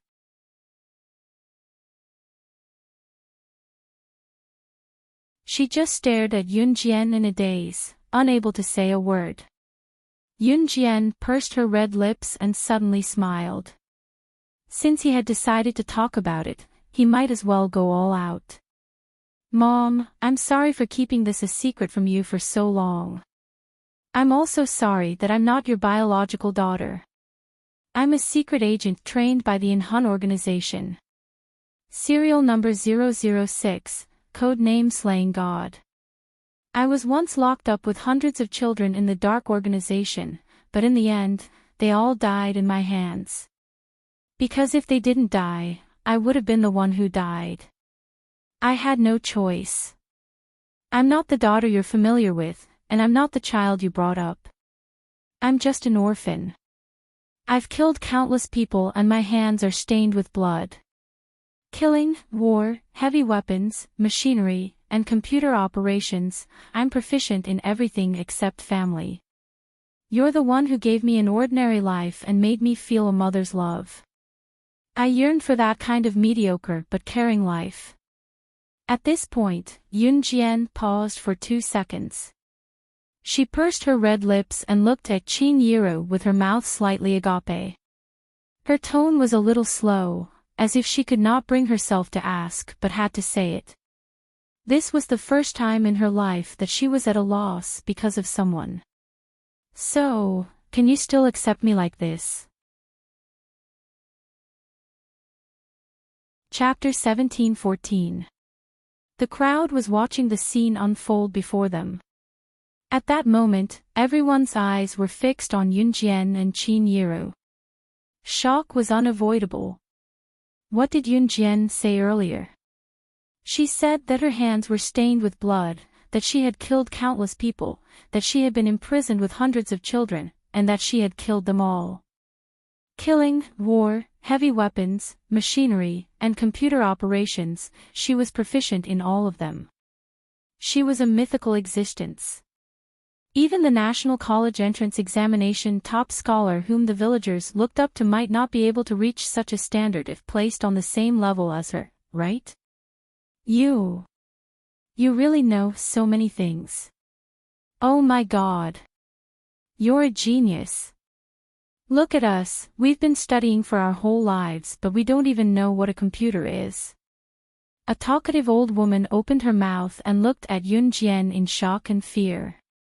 Old women from the villages usually exaggerated their words, and this old woman was no exception.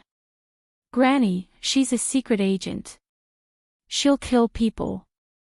Someone tugged at the old woman's sleeve and stepped back immediately. The moment the people around them heard that Yun Jian was a secret agent, they all took 2 steps back in fear. However, they were afraid that Yun Jian would be ruthless when they tried to leave, so at that moment, no one dared to leave. The neighbors looked at Yun Jian and stepped back in fear. Lin Mingyu and Yun Jian's classmates took a few steps back as well.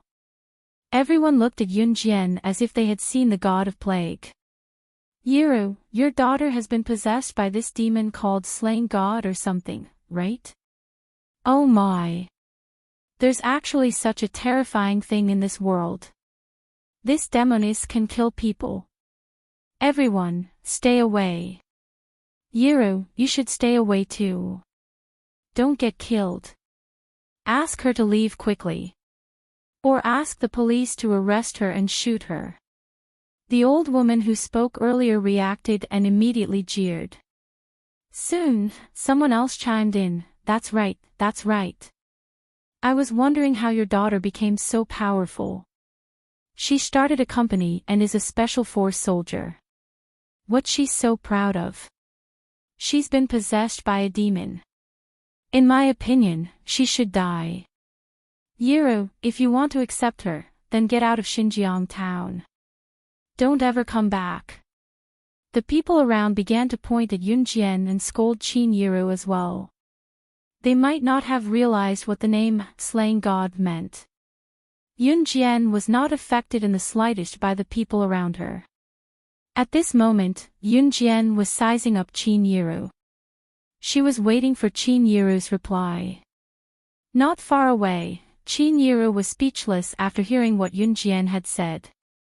Qin Yiru opened her mouth several times, wanting to say something, but her lips were trembling so badly that she couldn't say anything in the end. She suddenly realized that her biological daughter was no longer her biological daughter. It was not that she had no feelings for Yun Jian in the past year.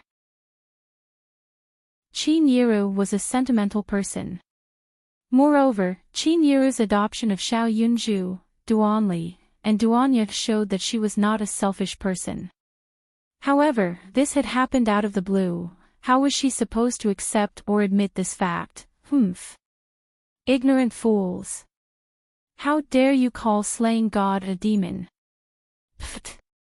I'm dying of laughter. Do you know what the name, Slaying God, means? Slaying God, the #1 on the International Secret Agent ranking. She started killing at 12 and killed the previous boss of Kosha mercenaries at 14. The missions she took on cost at least $100 million in the market.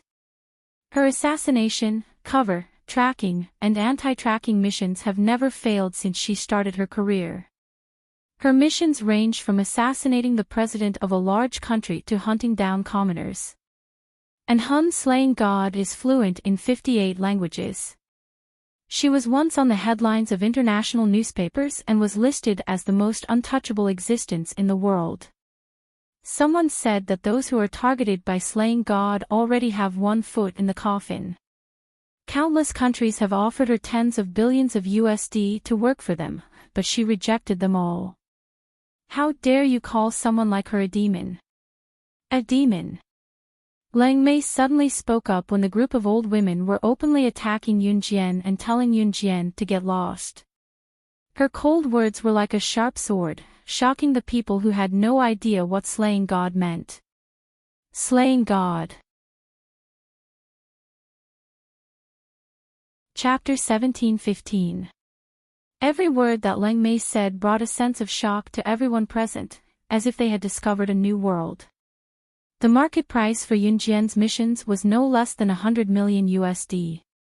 What kind of shocking figure was that? Countless countries had offered her tens of billions of USD to work for their country, but she had rejected them all. From those few words, everyone present was shocked by one thing. That thing was, just how rich was Yunjian. In addition to Yunjian's frightening achievements, Lang Mei actually said that she was proficient in 58 languages. Was this really a person's ability? This was not something that could be described with the word genius. This was a terrifying existence that could not be proven by science. Everyone present, especially those old women who had said that Yunjian was a demon, a ghost, or possessed by a fairy, were dumbfounded. No one had expected Yunjian to be such a terrifying existence. These old women who lived in Xinjiang town and rarely left Xinjiang town could not imagine how terrifying a person's ability was at its peak. Yunjian was an existence that frogs at the bottom of a well like them would never be able to touch. Tens of billions of USD. The few old women who had said bad things about Yunjian hugged each other, their legs trembling in fear. Even if it was millions, it would be astronomical data to these old women, much less tens of billions. Tens of billions of USD. In the eyes of these old women, it was an indescribable number. The zeros behind it were uncountable. Therefore, the few old women who had asked Qin Yiro to chase Yunjian away or asked Qin Yiro to get out of Xinjiang town hugged each other, their legs trembling in fear. Yunjian did not care about the reactions of the people around her. She only stared at Qin Yiro. Qin Yiro lowered her head slightly, her hands clenched tightly together, her expression terrible. Yunjian believed that she could see through everyone's motives, but she couldn't understand Qin Yiro at the moment. Qin Yiro was not like other people. If it were other people, after hearing Lang Mei talk about Yunjian's achievements, they would naturally think that Yunjian was very rich. The villagers lived a hard life. Even if they had a few 100,000 in savings, they could be considered one of the wealthiest families in Xinjiang town. In 1999, there were not many tycoons in this era. This was because in the past, the people of Z country worked together and shared their food equally. They were not allowed to start their own businesses. Later on, there was a policy of going it alone. That was, the citizens could start their own businesses and invest in companies. Of course, there were also some people who knew their place and lived a mediocre life. Therefore, as time went on, the gap between the rich and poor of the Z nation's farmers grew wider and wider. In 1999, the gap between the rich and the poor had become obvious. Those who were powerful would become rich, while those who were not powerful would stay in their families' 3 villages and 2 acres of land, living a mediocre life. What Yunjian had was something that the farmers of Xinjiang town could only hear about for the rest of their lives. They would never be able to touch it. Therefore, if Qin Yiru was a normal woman, she would have accepted Yunjian a long time ago. It did not matter if she was the #1 secret agent in the world, slaying God. Even if she did not accept her, her daughter would still not come back. Under such circumstances, was it not better for her to accept it as soon as possible? She could even cheat Yunjian of a huge sum of money. After hearing Lang Mei's words, the people around them were envious of Qin Yiru. However, Yunjian knew that Qin Yiru was not that kind of person. Seeing Qin Yiru lowering her head and clenching her fists, Yunjian's heart chilled slightly. She curled her lips, but there was no emotion in it. Yunjian's heart chilled. She should have known that she did not belong to the mundane world because no one in the mundane world could accept her. Just like, in her past life, she had nowhere to go after leaving an Hun group. No one was willing to accept her, whose hands were stained with blood. Therefore, she had no choice but to return to that bloody world. For the past year, she had lived a normal life for so long. She thought that she could continue on like that. However, now, Mom, please allow me to address you as Mom again. I'm sorry, I know you're dying to know where your daughter is. If I have any clues in the future, I'll let you know immediately. Thank you for taking care of me for the past year. Yunjian bowed at Qin Yiru calmly. Her heart was bleeding. However, as soon as she said that, Qin Yiru could no longer hold it in. She rushed over and hugged Yunjian with trembling hands, just like how Qin Yiru hugged her a year ago when Yunjian hugged her and told her, "Mom, you still have us." Chapter 17-16. Those who came out from the world of assassins and secret agents had no other choice but to die in battle. No one from the secular world would accept them because their hands were stained with blood. For an ordinary family, if they heard that someone had killed someone, their first reaction would definitely be to warn their family members to stay away from this person and not to get close to this murderer. Who knew when they would be killed by the murderer? This was a very realistic world. Although Yunjian was ranked number 1 on the international secret agent ranking, and as slaying god, she was so powerful that she was omniscient and omnipotent. However, as a person in this world, she had no other choice and there was no turning back. Assassins and secret agents from the underground organizations could only die in battle and could never return to the ordinary world. That was because the people in the ordinary world would never allow an assassin or a secret agent who had killed many to live near them and threaten their safety. If not for her rebirth, Yunjian knew very well that someone of her status would never be able to come into contact with the ordinary world. There was only one outcome for her, death in battle. If she did not want to die in battle, she had to become stronger. She had to be so strong that no one could kill her. That was why Yunjian had never stopped pursuing power in her previous life. Even after her rebirth, she had never stopped expanding her influence. She knew very well that there were many capable people in this world. She was powerful, but it did not mean that there was no one more powerful than her. What she wanted to do was to trample on those more powerful than her. That was survival. Yunjian was fully prepared. She knew that Qin Yiru would find out that she was not her biological daughter one day.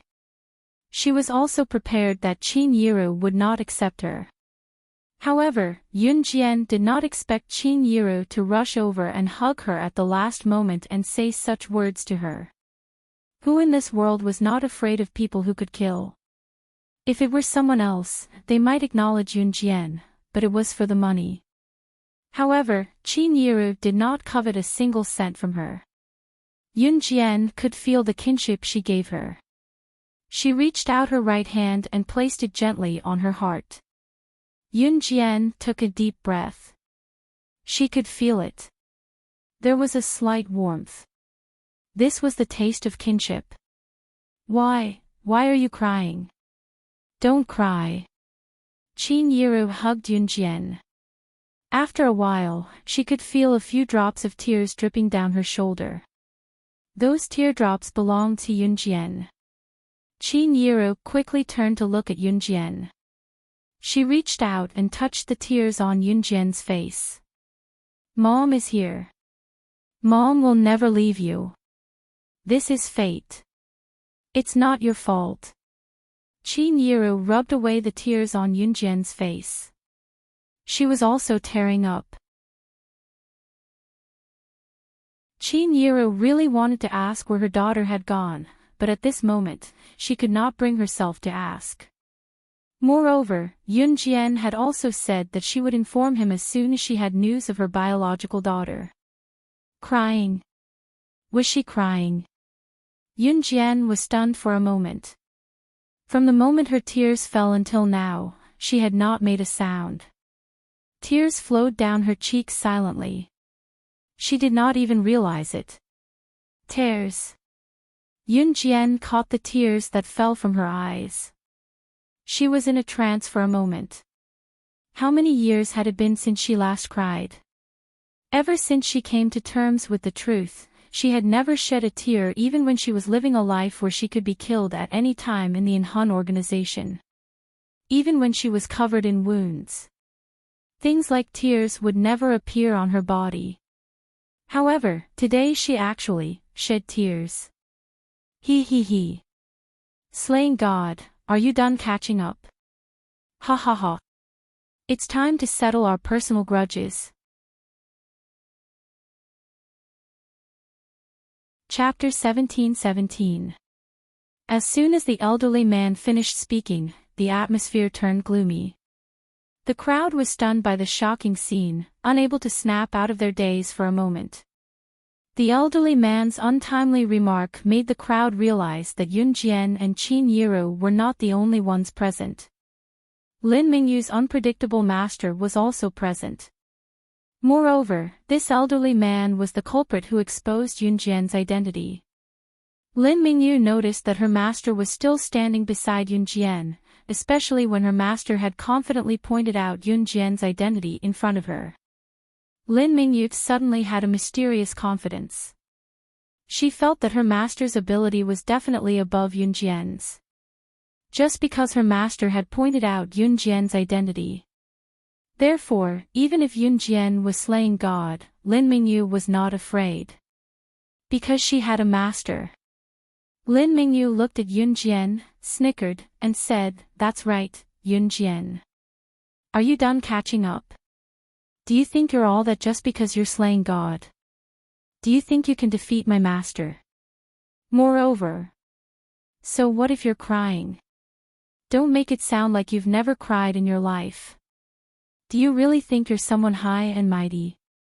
Even if you're powerful, there's still my master. My master's ability isn't necessarily worse than yours." Just as Lin Mingyu finished her smug remark, the elderly man suddenly shouted at her, "Lin Mingyu, shut up. Do you want to die? She's slaying God." From what he said, it was obvious that the elderly man was still very afraid of Yun Jian. Yun Jian had already recovered from her earlier emotions. She turned her head sideways and shielded Qin Yiro behind her. Qin Yiro did not put on a brave front this time. She stood behind Yun Jian consciously and did not burden Yun Jian. Yun Jian's slightly red and swollen eyes instantly turned sharp. She glanced sideways and her sharp gaze landed on Lin Mingyu. Her tenderness towards Qin Yiro did not mean that Yun Jian would look at other people with red eyes. Her self-control was still outstanding. Scanning Lin Mingyu with a sharp gaze, Yun Jian's lips quirked up. Perhaps it was Qin Yiro's action just now that the burden in her heart had been lifted. Yun Jian could not be more relaxed right now. "Since you already know my identity, I might as well tell you that those who dared to insult me in the past, I will." Since this group of people knew her identity, then she, Yun Jian, would not be merciful. Just as Yun Jian said this, Lin Mingyu suddenly trembled. She suddenly recalled that Yun Jian had spoken to her in the same tone a year ago. What will happen? Lin Mingyu hid beside the old man but trembled under Yun Jian's sharp gaze. She forced herself to calm down but could not calm her emotions. Just as everyone gulped, Yun Jian, who was standing on the other side, spoke abruptly and said something that sent chills down the spines of the crowd. "Kill without mercy." Perhaps it was because they were certain of Yun Jian's identity and what Yun Jian had said earlier. If it were in the past, everyone present would have treated Yun Jian's words as a joke. However, at this moment, they could not help but tremble when they heard Yun Jian's words. She wanted to kill the other party just because of what she said. Was this the so-called slaying God? He. Slaying God, your opponent is me. The old man suddenly stood out and stared straight at Yunjian. He spoke arrogantly as if he would not stop until he killed Yunjian.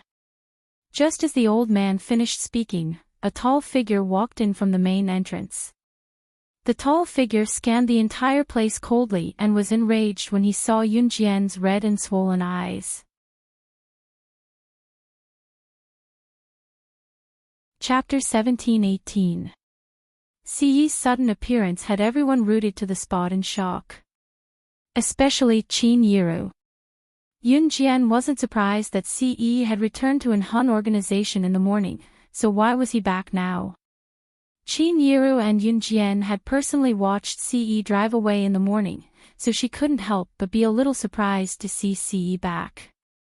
Siyi had indeed left in the morning, and the private helicopter that Immerse had sent to pick him up was already on its way to an Hun organization.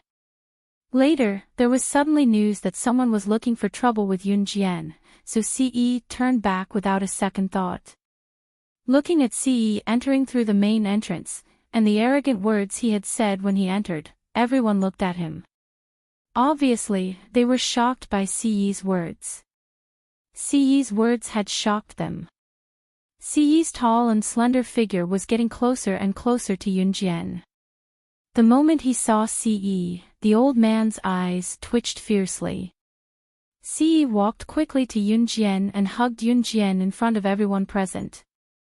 Seeing Yunjian's red eyes, his expression flashed fiercely, and even his eyebrows twitched.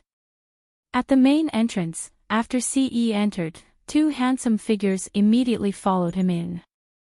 One of the figures had a deep scar on his neck, and just looking at it was enough to make people tremble in fear.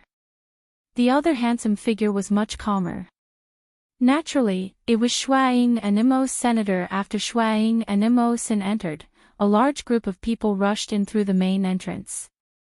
These people were all dressed in black, and their entire bodies were covered tightly, only revealing a pair of dark eyes. The group of people who entered followed behind Shuaiying and Immerse, and each of them carried a machine gun. Just looking at their formation was enough to shock everyone present. There was no doubt that these people were the top assassins of an Hun organization, each of them experienced in battle. Even Lin Mingyu's master, the old man, shuddered at the sight. Not to mention the reactions of the people around them. Siyi had already pulled Yunjian into his arms. He had already pulled Yunjian into his embrace and stretched out his slender hand to caress the area around Yunjian's red eyes. Xiao Jian, who bullied you? Tell me, I'll send them to hell. Siyi spat coldly. As he spoke, his arm was wrapped around Yunjian's waist, his sharp gaze as if he would annihilate everyone present for her with a single word from Yunjian. Who bullied her? Was it not Qin Yiru who moved Yunjian to tears just now? No one dared to make a sound. Yunjian was slaying God, the top international secret agent ranking. How ordinary could Siyi be when he could be with Yunjian? The neighbors had all seen Siyi before. Qin Yiru usually treated Siyi as his son-in-law, so they could recognize Siyi. In spite of it, the current Siyi struck fear into everyone's hearts. I'm fine.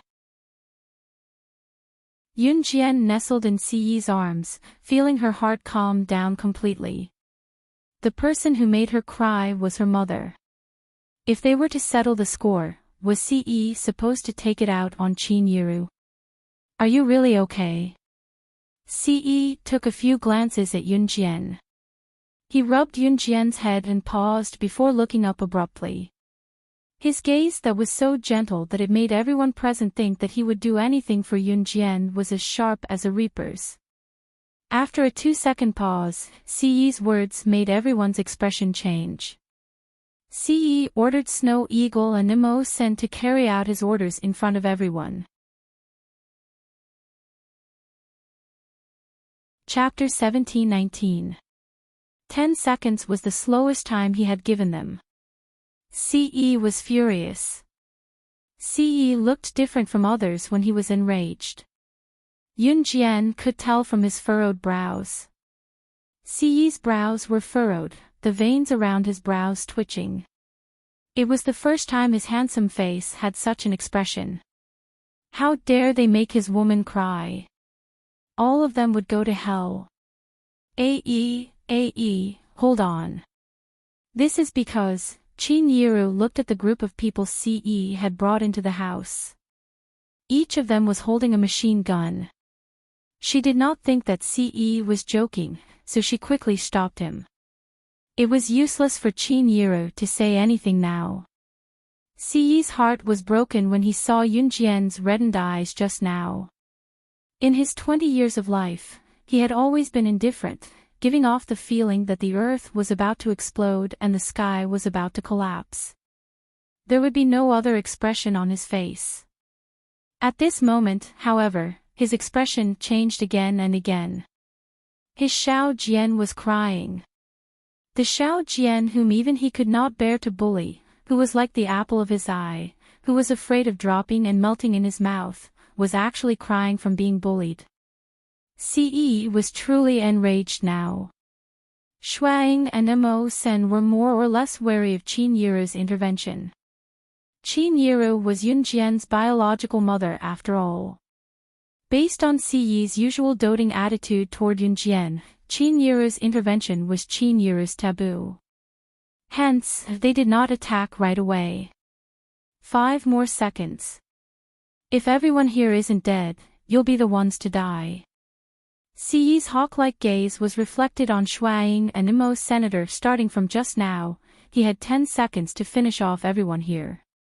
If Shuang and Mo Sin could not do it within Hun's men, the ones who would die would be Shuang and Mo Sen. CE's words surprised Shuang and Mo's senator. The young master hadn't been this angry for many years. Strictly speaking, the last time he was so angry was when the young master was still the Lord Divine Lord. At that time, CE was furious because the sorcerer goddess did not attend the ceremony. Coincidentally, the king of the Yulong continent said that the sorcerer goddess would not attend the ceremony. CE was so furious that he tore the ruler of the Yulong continent, the king, into pieces. After the matter at that time came out, Lord Divine Lord's ruthlessness was thoroughly spread out. This time, Shuang and Mo Sin felt CE's anger once again. With a wave of their hand, they were about to launch a barrage of bullets at the scene. Yunjian's words came out in time. It's not them, it's him. Yunjian pointed at the old man. The surrounding people were indeed innocent. Today, when Yunjian revealed her identity, she had already thought of a countermeasure. Chin Yiru still had to survive here. It would be enough to make these people lose all their memories of what they saw today. However, if people died here, it would not be the same thing. Yunjian never liked to do complicated things. The deaths of the people present would not benefit her at all. At this moment, Yunjian had figured out the ins and outs of this old man. Her master in her previous life was most likely from the Yulong continent. This old man was her master's senior brother. In addition to this old man's various actions, it was not difficult to guess that this old man had nothing to do with the Yulong continent. If she guessed correctly, this old man was just a senior brother that her master met on Earth when he was apprenticed to a master. Therefore, this old man had nothing to do with the Yulong continent. Of course, if the old man knew that she and her master were from the Yulong continent, and that she was the sorcerer goddess of the Yulong continent, the old man would not dare to cause trouble here even if he had 10 times the courage. As the sorcerer goddess, Yunjian could tell if this old man had any spiritual energy waves. The answer was no. Therefore, she could basically guess the relationship between the old man and her master.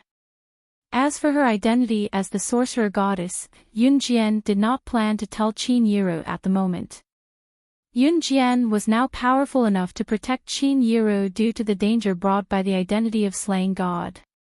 However, she had no idea how much danger the identity of the sorcerer goddess would bring to Chin Yiru.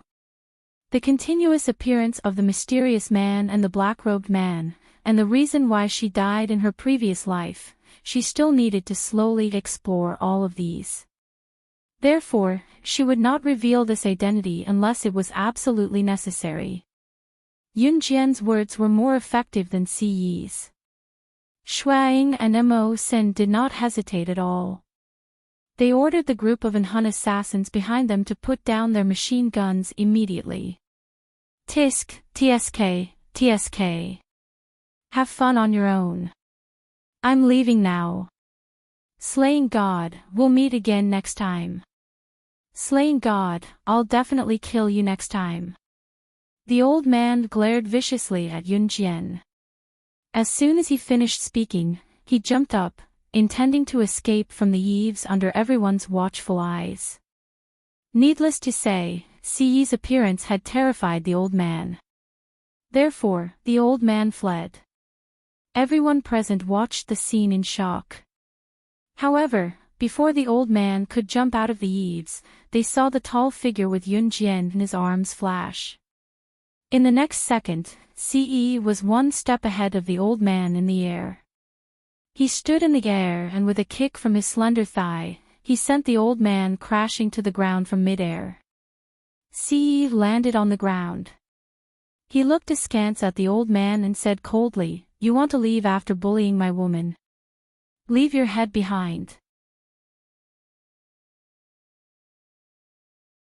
Chapter 17:20. The blade flashed, and the blade reflected a dazzling light under the blazing sun overhead. The light flashed in front of everyone's eyes. They did not even see when Si Yi struck. All they saw was the flash of light. Before the old man on the ground could react, his head had been split in half. His head and body were split in half. The old man's eyes were still wide open. His head and body had been split in half. He died with his eyes wide open. As the old man died, his eyes were still wide open, unwilling to close. He's dead. He's dead. He's dead. Ah! The group of old women around them reacted the quickest and screamed the loudest. Those who did not know better would have thought that they were the ones who died. Si Yi had finished off the old man in one move. That speed was so fast that no one knew when he had struck with his saber. Die die die, master is dead. Lin Mingyu's pupils suddenly shrank. She was so frightened that her expression changed. It was as if she had heard something horrifying. Her lips turned white and she stood rooted to the ground, trembling. Lin Mingyu's senior brothers were all dumbfounded. They did not see wrongly. When the old man saw Si Yi and said those words, he did not even care about their lives and escaped alone. If the old man had managed to escape by himself, then the few senior brothers of Lin Mingyu who were with him would have died without a doubt. But the old man failed to escape. But it was undeniable that the old man did not care about his own disciples at all just to save his own life. In addition, his master, who was extremely arrogant just a second ago, had his head chopped off at this moment. Therefore, Lin Mingyu's senior brothers could not react to the old man's selfishness and escape without caring about their lives. Now, the old man was beheaded and died on the spot. Compared to Lin Mingyu's senior brothers, Lu Fian, Li Xiangyi, and the rest were in a daze from the beginning. This is... What the hell is going on? Lu Fian, Li Xiangyi, and the rest were so shocked by the scene before them that they could not react. As for Zhang Meihua, Qin Fangfang, and the rest, they were completely dumbfounded. Si Yi had personally killed him. Shuang and Mo Sin both swallowed hard. How long had it been since their young master had personally taken action?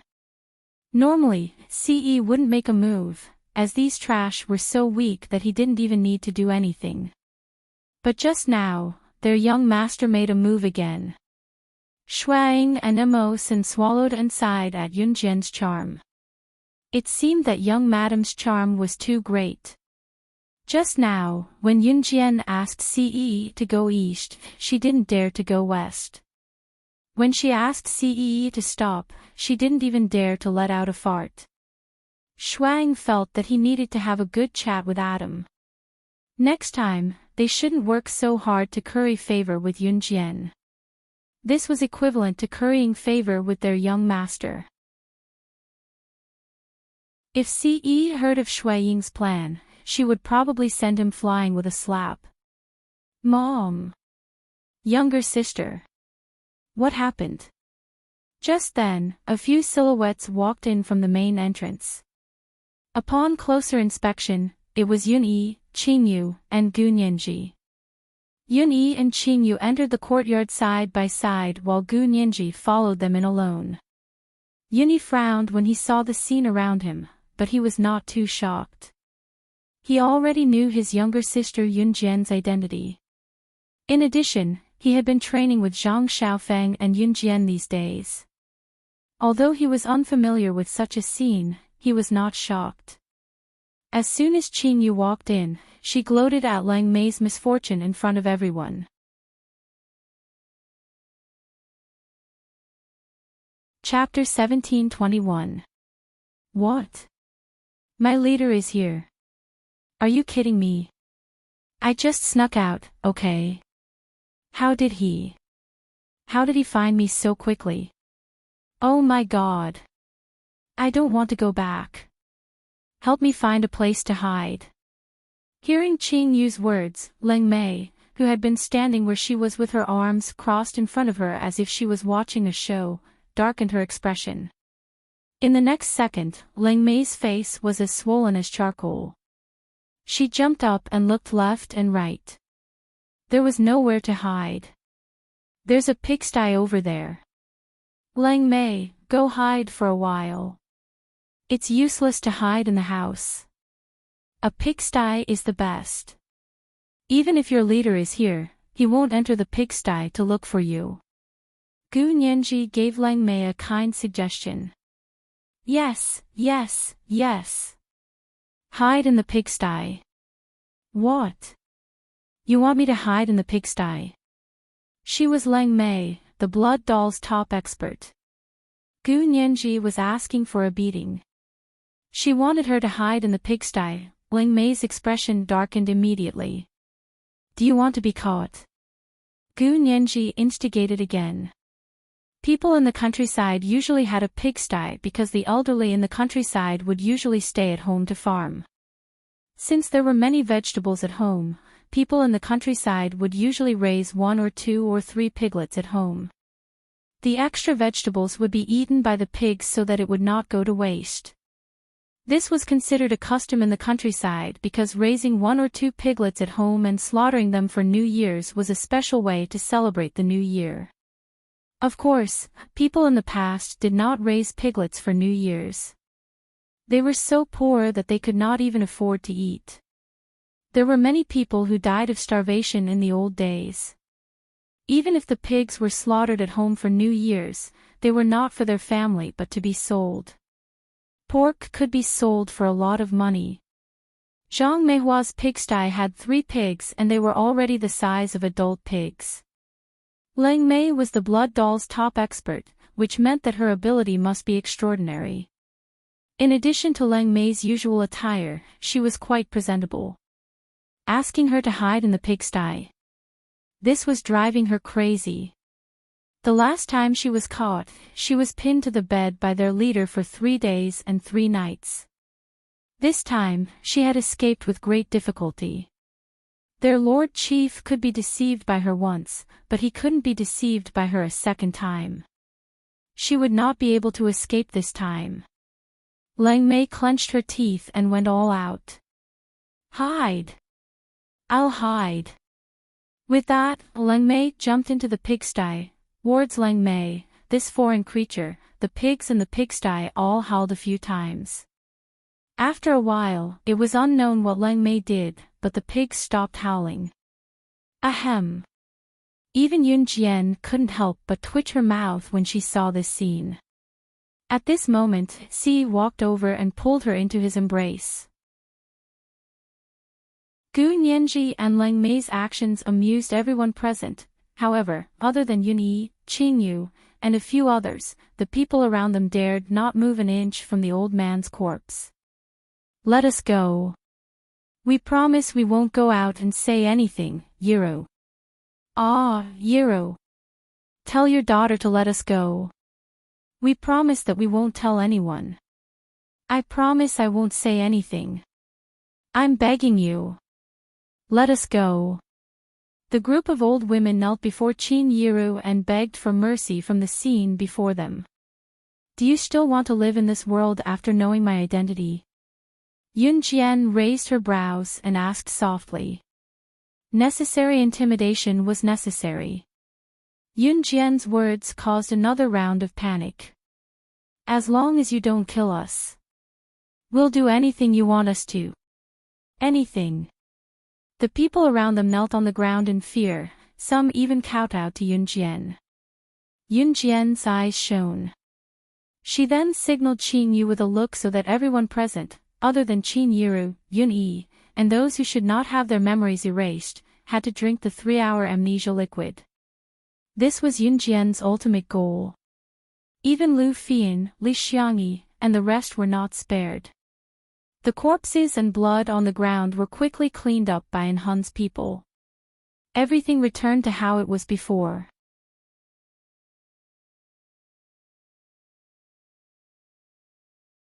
Reality proved that Leng Mei had chased Gu Nianji around Xinjiang town for dozens of rounds.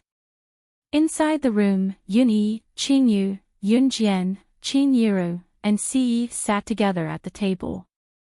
Knowing that Qin-Yiru already knew the truth, Yun-Yi opened her mouth, but it was Qin-Yiru who asked first. "Xiao-Yi, you've known about this for a long time, haven't you?" Qin-Yiru asked Yun-Yi if she knew that Yun-Jian was no longer the Yun-Jian of the past. "Brother found out not too long ago," Yun-Jian suddenly said, then leaned on Si-Yi's shoulder and told Yun-Yi and Qin-Yiru.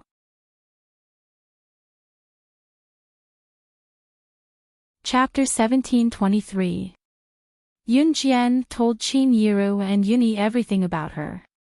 Other than what happened in Yulong mainland and some things that could not be said, she had told them everything she could.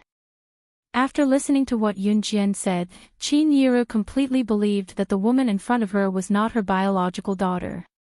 Qin-Yiru was upset, but there was nothing she could do. "I don't know where the real Yun-Jian went, but I promise that I'll do my best to find her." Yun-Jian's determined gaze tugged at Qin-Yiru's heartstrings. "No. This is her fate. All of this is fate. Child, you're my child. This isn't your fault. You shouldn't go through this." Qin-Yiru was worried that Yun-Jian would get into trouble while searching for her daughter. Hence, Qin-Yiru grabbed Yun-Jian. How could Qin-Yiru not want to find her biological daughter? She should not and would never force Yun-Jian to help her search. Yun-Jian was a child who had a hard life. She had lived in a place like that in her past life and suffered so much. "Your mom's Xiao Jian from now on. Mom will love you forever," Qin-Yiru told Yun-Jian as she tugged at her hand. "You have to be good to my younger sister or I won't let you go as her brother." Yun-Yi gestured at Si. Qin-Yiru and Yun-Yi were indirectly acknowledging Yun-Jian. They were a family. "Mom, brother, thank you." Yun-Jian's heart warmed. She felt like she had someone to rely on right now. This was the reliance that came from family. "I'll protect her with my life." Si grabbed Yun-Jian's soft hand and told Yun-Yi and Qin-Yiru solemnly. Yun-Yi and Qin-Yiru were comforted by the gesture. Yun-Jian breathed a sigh of relief after what happened in Xinjiang town. It was also a relief for Yun-Jian when Qin-Yiru learned the truth. Other than Qin-Yiru who knew the truth, everyone else had forgotten what happened that day. Of course, that was except for those who already knew. Si and Shuang returned to Enhun Group.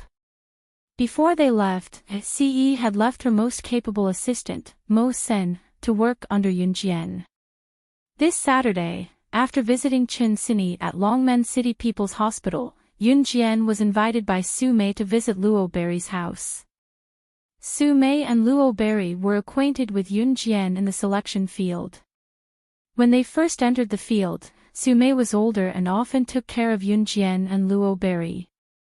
Su Mei invited Yunjian to visit Luo Berry's house this week and Yunjian did not refuse. Before they left, Yunjian even called Imo Sen, the assistant that Ce had left for her, along. Luo Berry's family was rich. How rich were they? Based on their family's wealth, it was more than enough to buy hundreds of helicopters. Luo Berry's family was located in Donglin City in the northern province. Donglin City was a coastal city and the property prices here were very high. It was one of the first-tier cities in Country Z. Luo Berry's house was located halfway up a tall mountain. This entire mountain was her family's property. The owners of Luo Berry's house were Luo Berry's grandfather and grandmother. Her family was a more feudal family. Luo Berry's father and mother lived together with her uncles, aunts, and uncles.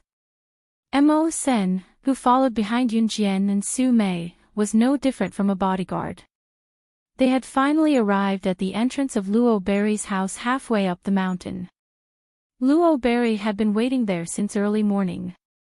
When she saw Yunjian and Su Mei, Luo Berry pounced on them. "I'm so happy that you guys can come to our house to play." Luo Berry hugged Yunjian and Su Mei. Luo Berry was 1.6 meters tall with a slim figure. She was already 18 years old but she looked like she was only 14 or 15 years old. She looked very young. After hugging Yunjian and Su Mei, Luo Berry glanced behind Yunjian and Su Mei and saw Mo Sen, who was calm and silent, standing behind them. Why was he here too? Chapter 1724.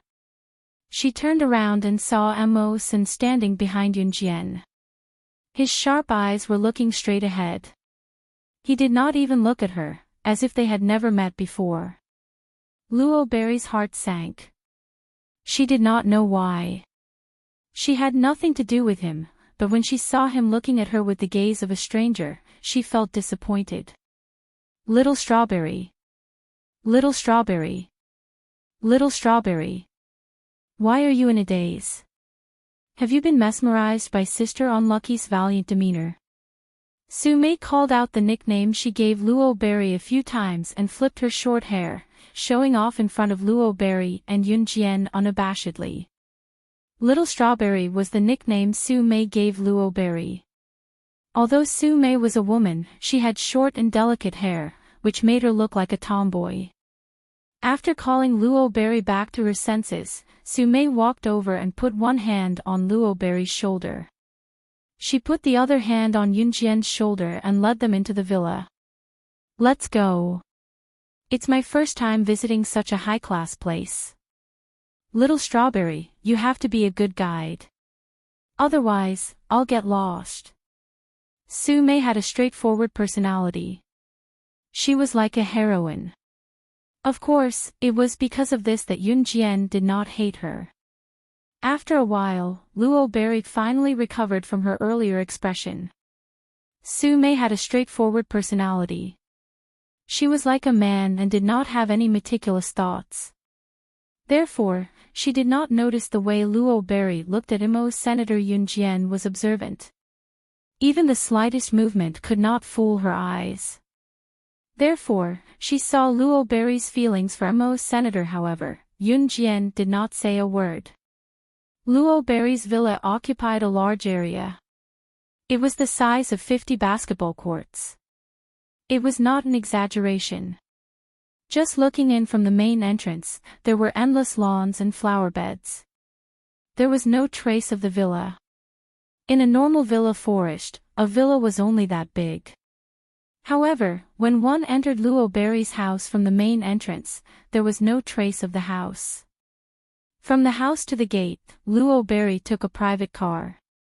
One could imagine how big Luo Berry's house was.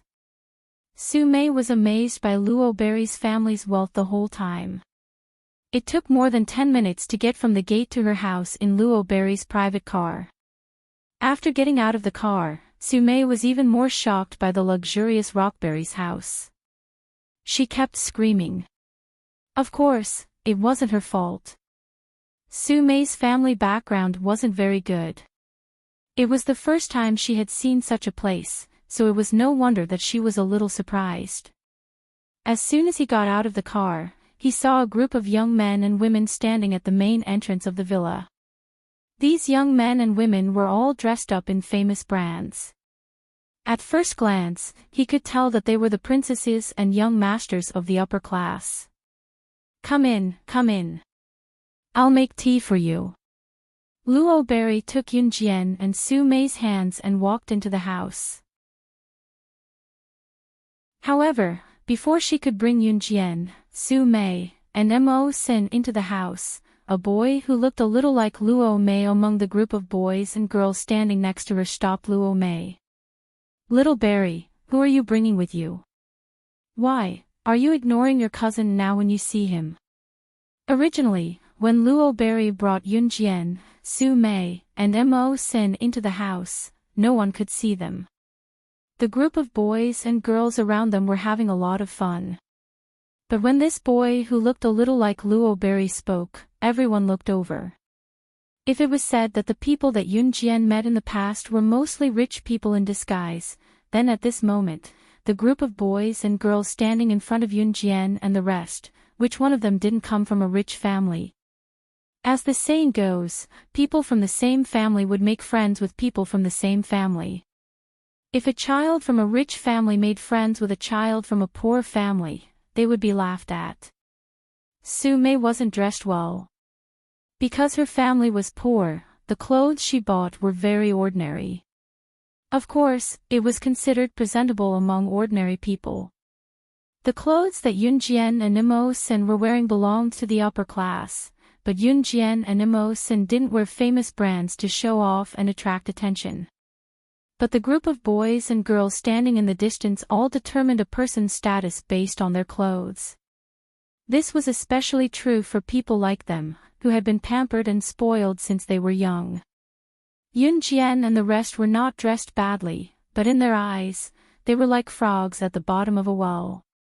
Immediately, a girl who was wearing famous brands from head to toe, even her underwear, walked to Luo Berry's cousin and turned her head to mock Yunjian and the rest as if they were a joke.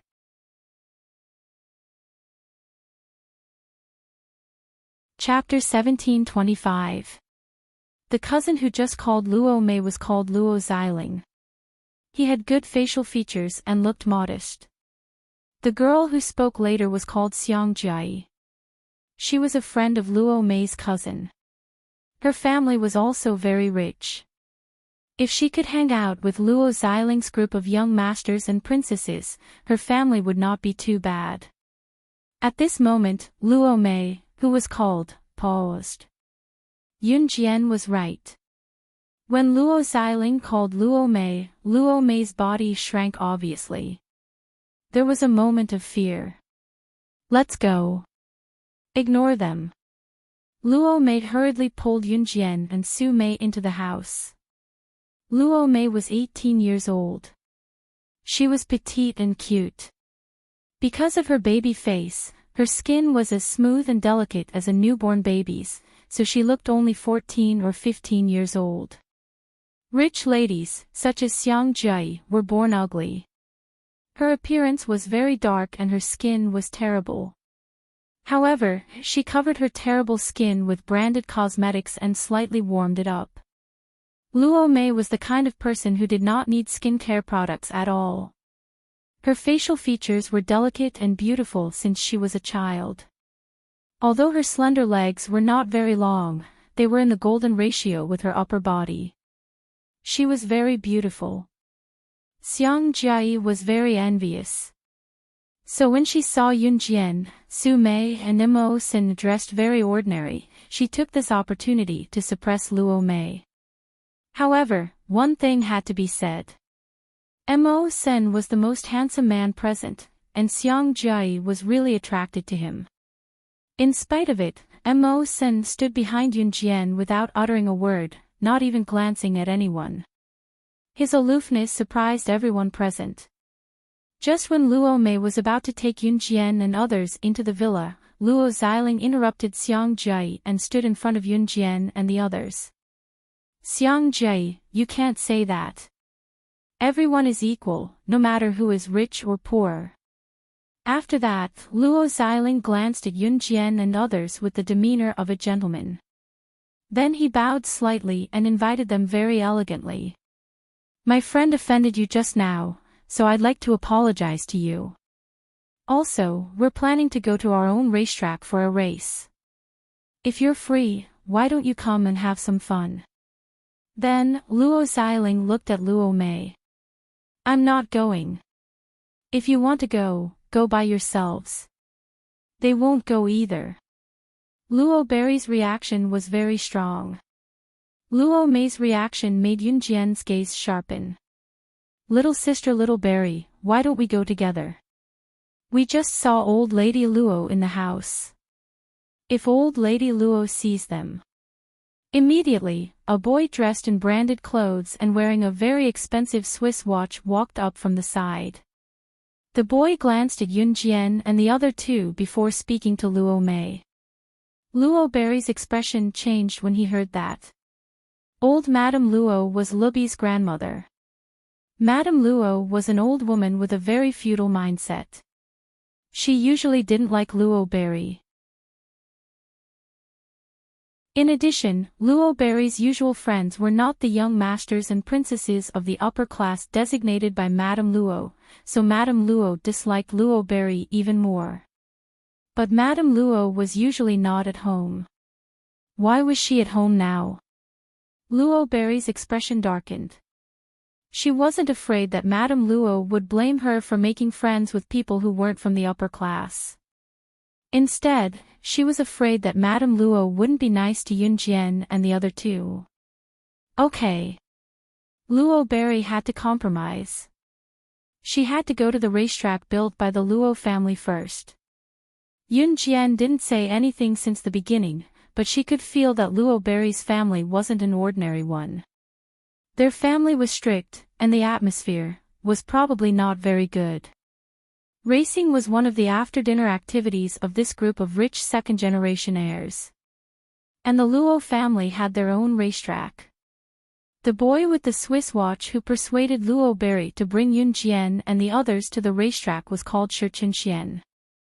He looked ordinary, but he was born with a mouth that loved to show off. Boys from poor families had their own way of showing off, and boys from rich families also had their own way of showing off in front of girls. As the group of people walked to the racetrack, Shi Qian had already walked to Yun Jian's side and kept asking Yun Jian questions. If it weren't for Mo Sen who was standing around, Shi Qian would have stuck to Yun Jian at this moment. You're Yun Jian. What a beautiful name.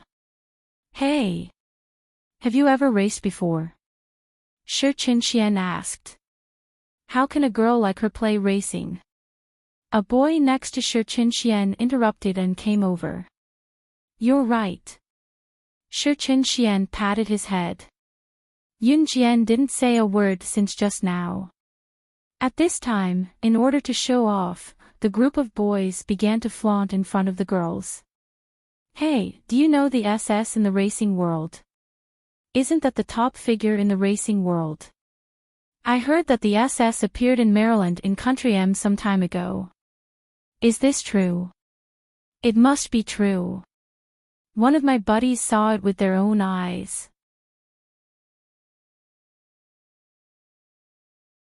Chapter 1726. Along the way, Qin Xian and the others bragged about their driving skills, as if they were the top racers. Yun Jian was immune to it, and she didn't say a word. Young boys and girls gathered together.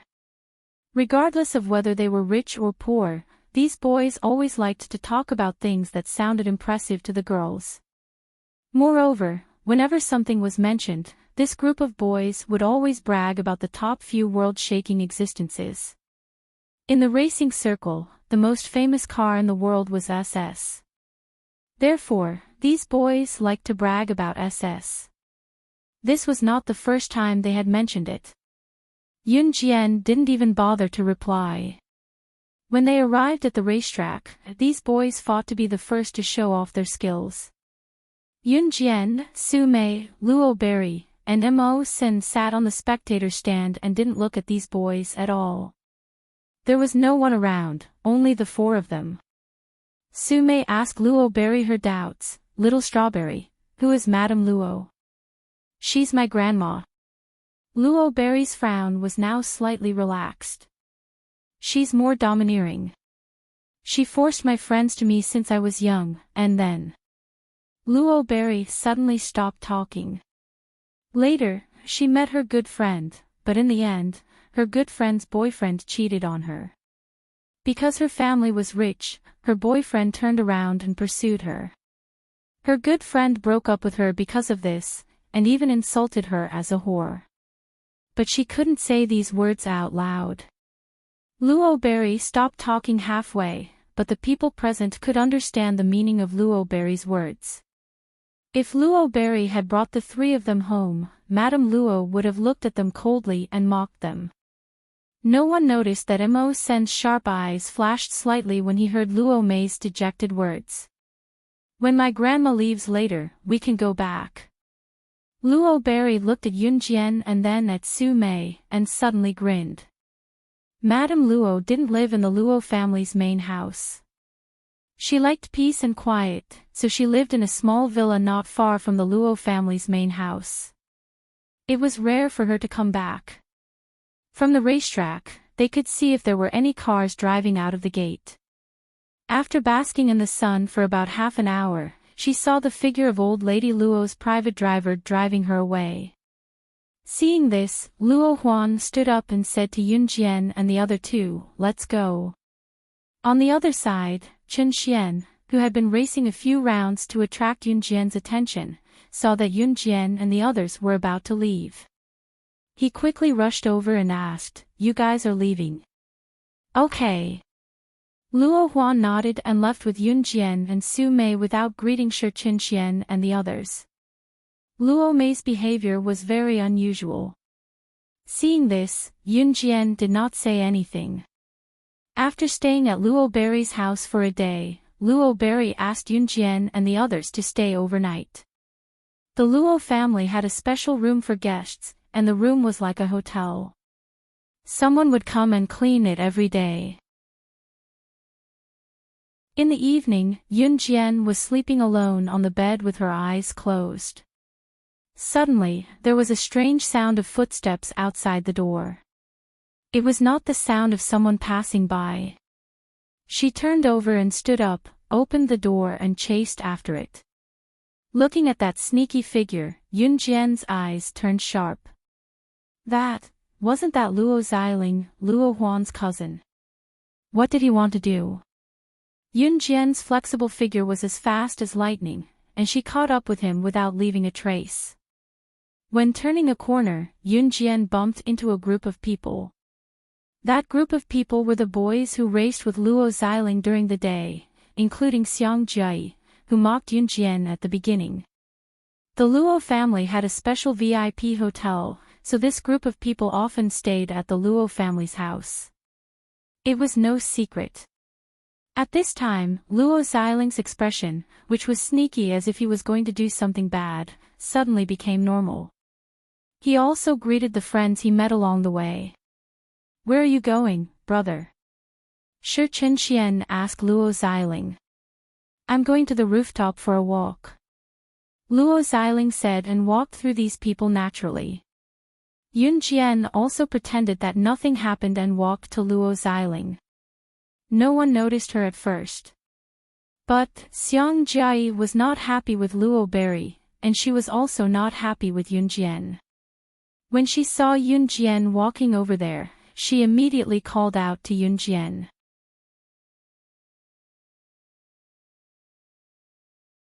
Chapter 1727. Xiang Jia's gaze on Yun Jian was blatant disgust. Yun Jian originally planned to pretend that she didn't see this group of people and follow Luo Xiling silently. But Xiang Jia stopped in front of her and looked at her with an expression that said, "I know what you want to do." As a rich second generation, Xiang Jia was very confident in her suspicions. What was Yun Jian doing out here in the middle of the night instead of sleeping? Besides seducing the rich second generation, what else could a poor person like her do? Xiang Jia directly identified Yun Jian as that kind of woman. Because Yun Jian didn't refute her words since the day, Xiang Jia regarded Yun Jian as a girl who wanted to please her and didn't dare to refute her. Therefore, Xiang Jia sneered at Yun Jian even more. "Why aren't you talking?" "Oh. Like I said, someone like you, I already know who you're fighting." Before Xiang Jia finished her words, Yun Jian's sharp eyes suddenly glanced at Xiang Jia, and then in front of Xiang Jia and the surrounding boys who wanted to show off in front of the girls in the afternoon, she mercilessly attacked Xiang Jia. "Your family's property is not enough for me to buy 3 fighter jets. What's the use of it?" Yun Jian didn't say anything, and everyone present thought that she had nothing to say. After all, Luo Xiling's family was so rich, and there were rich second-generation young masters and princesses living in the family. How could an ordinary girl not be envious when she lived here? Envy was one thing, but getting it was another thing. But a girl who wanted to be a phoenix flying on the branch, wasn't that the same thing? But to everyone's surprise, Yun Jian actually said such arrogant words. You. Xiang Jia was stunned by Yun Jian's words, and she couldn't react for a long time. Finally, another girl standing next to Xiang Jia couldn't stand it anymore and retorted to Yun Jian again, "Look at yourself. Why don't you take a look at yourself? A fighter jet. Have you ever flown a fighter jet? I think you don't even know how to drive a car. What fighter jet, puff?" I'm dying of laughter. After the girl finished her words, Xiang Jia's face became a little better, and then she followed the girl to fight back against Yun Jian. But at this moment, Yun Jian ignored Xiang Jia and went straight to where Luo Xiling went. Xiang Jia didn't stop Yun Jian at this time. She stood behind and ridiculed Yun Jian until Yun Jian's figure disappeared in front of everyone's eyes. SSSSSSSS, Luo SSS. SS, look SSCT's look. Was hiding. Luo S. T-Tess S2T S. What made Yun Jian squint was that Luo Xiling's voice was the same as Imo Sen's. After Luo Xiling said this, Luo Meiyue's bedroom door opened in the next second. As soon as the door opened, Luo Mei saw Luo Xiling. She was so scared that her face turned pale and she quickly closed the door. The door was blocked by Luo Xiling. "Cousin, why are you here? What are you doing? If you keep doing this, I'm going to scream for help." Luo Berry's face turned pale. "My dear cousin, you used to refuse to open the door no matter what. Today, I finally got the chance. You like that kid, don't you? I still have to thank that kid today. If it wasn't for him, how would you be willing to open the door for me, my good sister? Let me show you some love." Luo Xiling changed his elegant demeanor during the day and turned into a beast of love. Yun Jian's eyes flashed sharply. Just as she was about to make a move, she saw a black shadow flash by.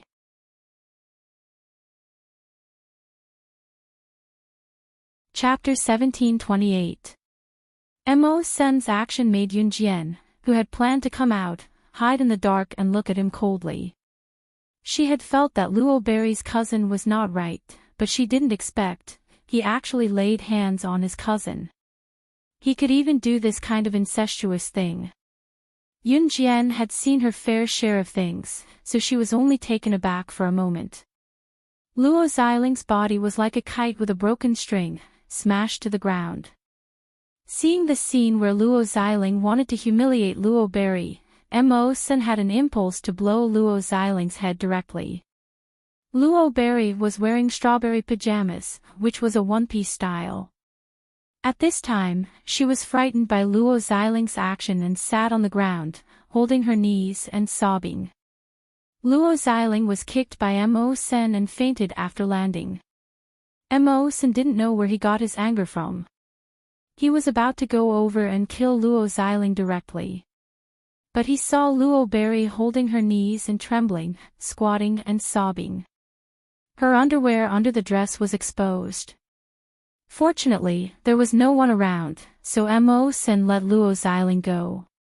He took off his coat, walked over and put it on Luo Berry, pulled Luo Berry up and hugged her in front of his chest.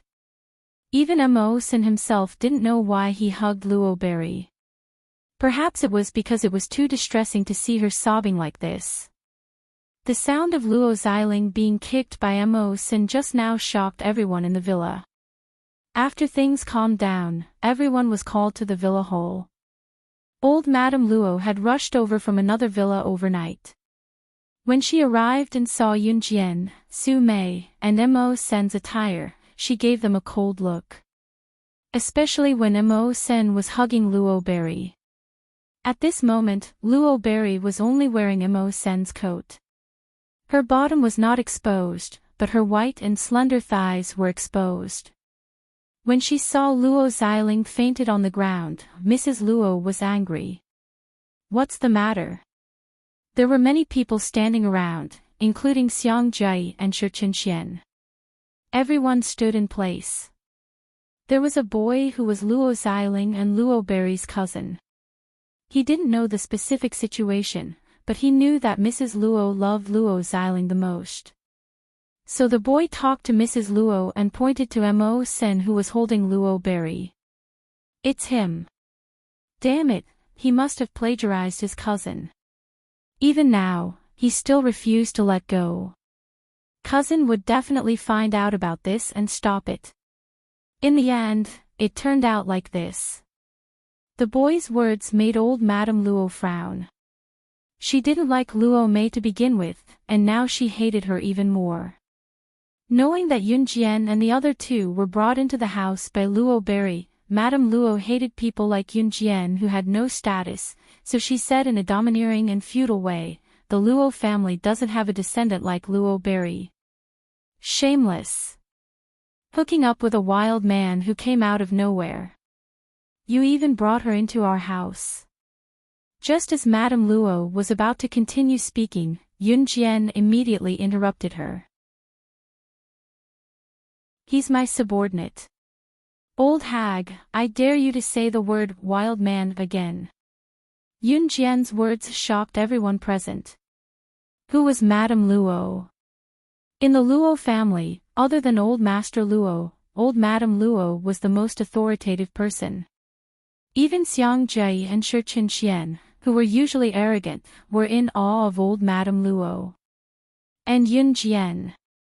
She dared to call Madame Luo an old hag in public. "You! What did you say? Who are you? How dare you threaten me?" Madame Luo was angered by Yun Jian. She swung her crutch on the spot and roared at Yun Jian. As soon as the words fell, Yun Jian stared at Madame Luo coldly. In front of everyone present, her words scared Madame Luo, including everyone around, out of their wits. The so-called noble families of Z country, the Luo family style is just like this. I am the chairman of Rongyao Company.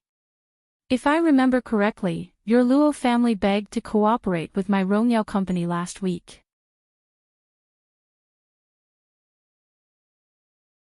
Chapter 1729.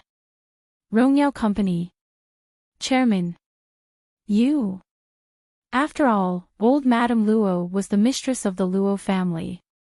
After hearing Yun Jian's words, she quickly reacted and looked at Yun Jian with a questioning and constricted eyes.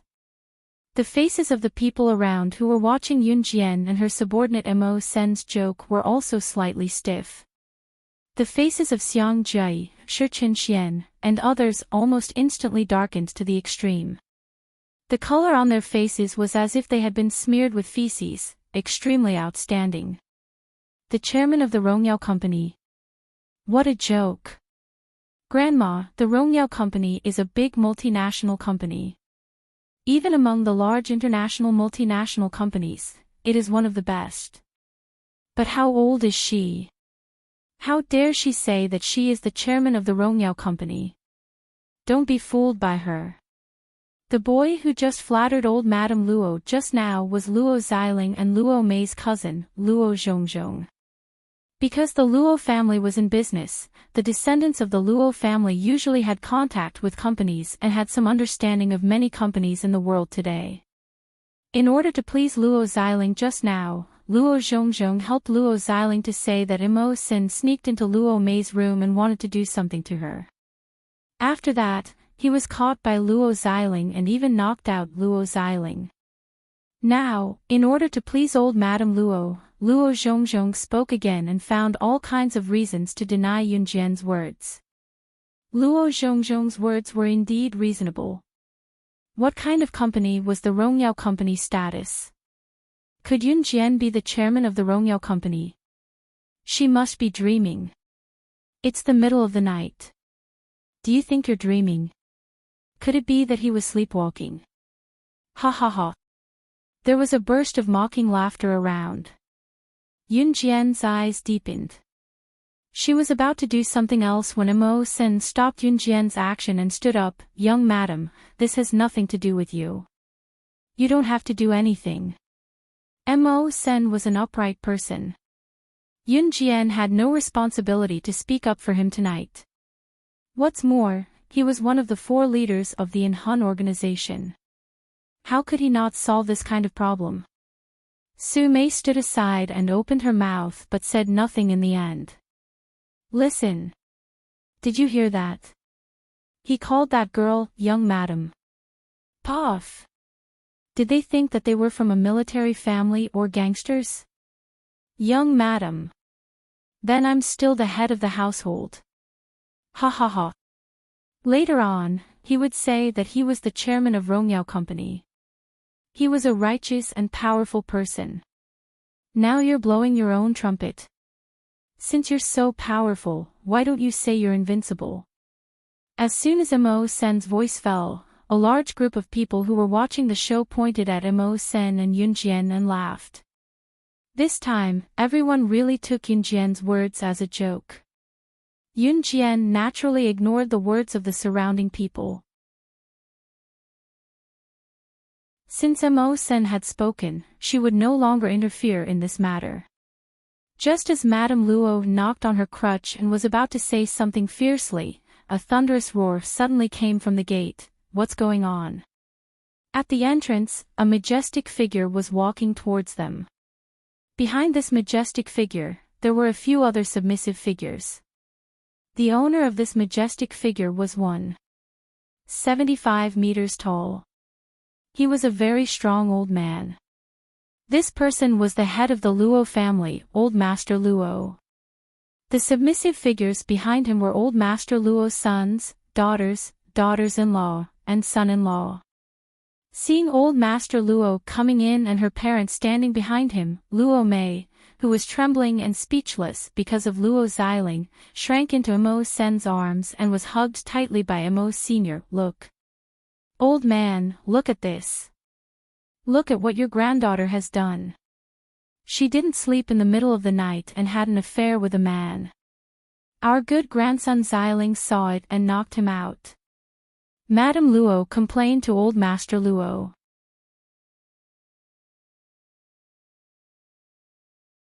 Chapter 1730. A long time ago, Luo Xiling would touch her whenever he had the chance.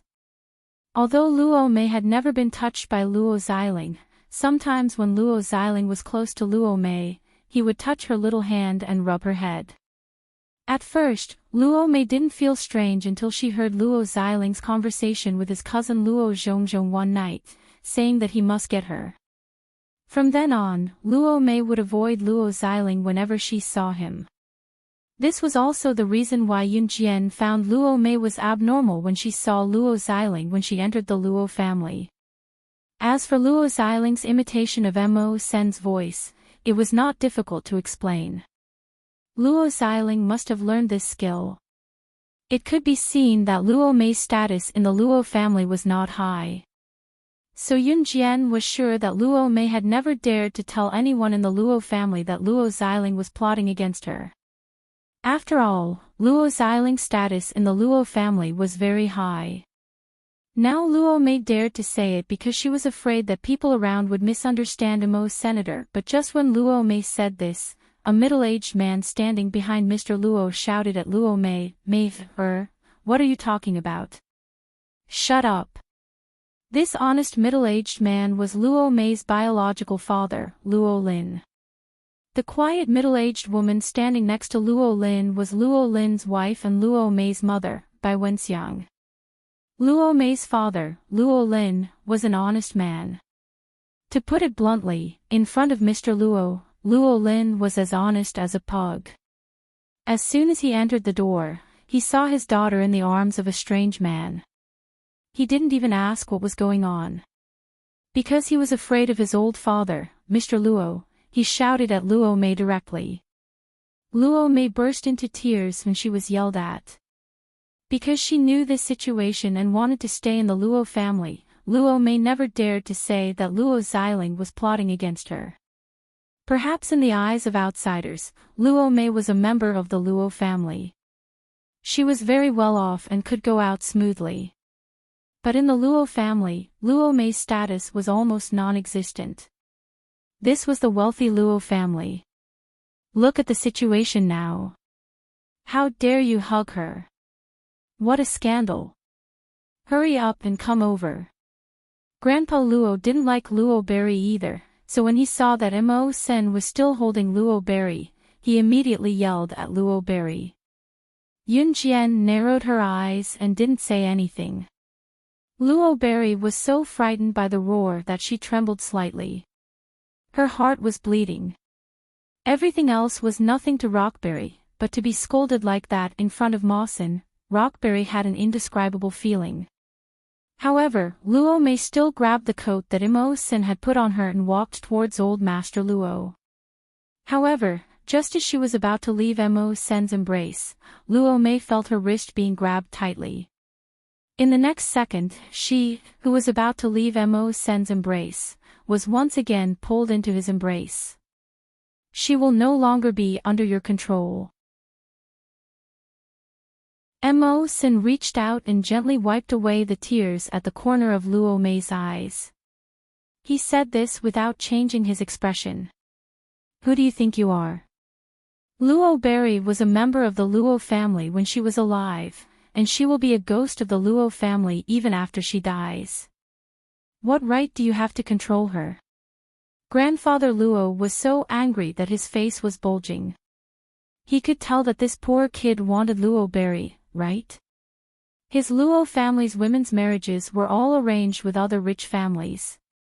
Who did this poor kid think he was? He wanted to take Luo Berry away. Bam! At this moment, the door was suddenly pushed open. A figure as handsome as Mo Sen immediately walked in. After this figure entered, he walked straight to Mo Sen in front of everyone present. The moment this figure entered, Grandfather Luo's face darkened. He was so frightened that he exclaimed at this figure, You are one of the 4 leaders of An Hun group, Adam. After that, Adam, who had attracted everyone's attention, walked quickly to Yun Jian. He first nodded at Yun Jian and greeted respectfully, Young madam. Then, he walked to Mo Sen's side and ignored Grandfather Luo.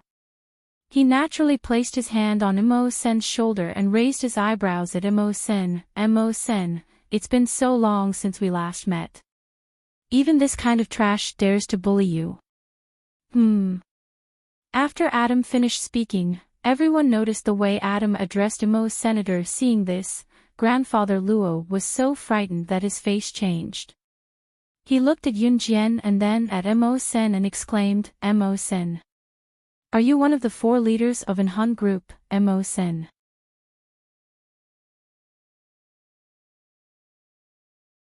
Chapter 1731.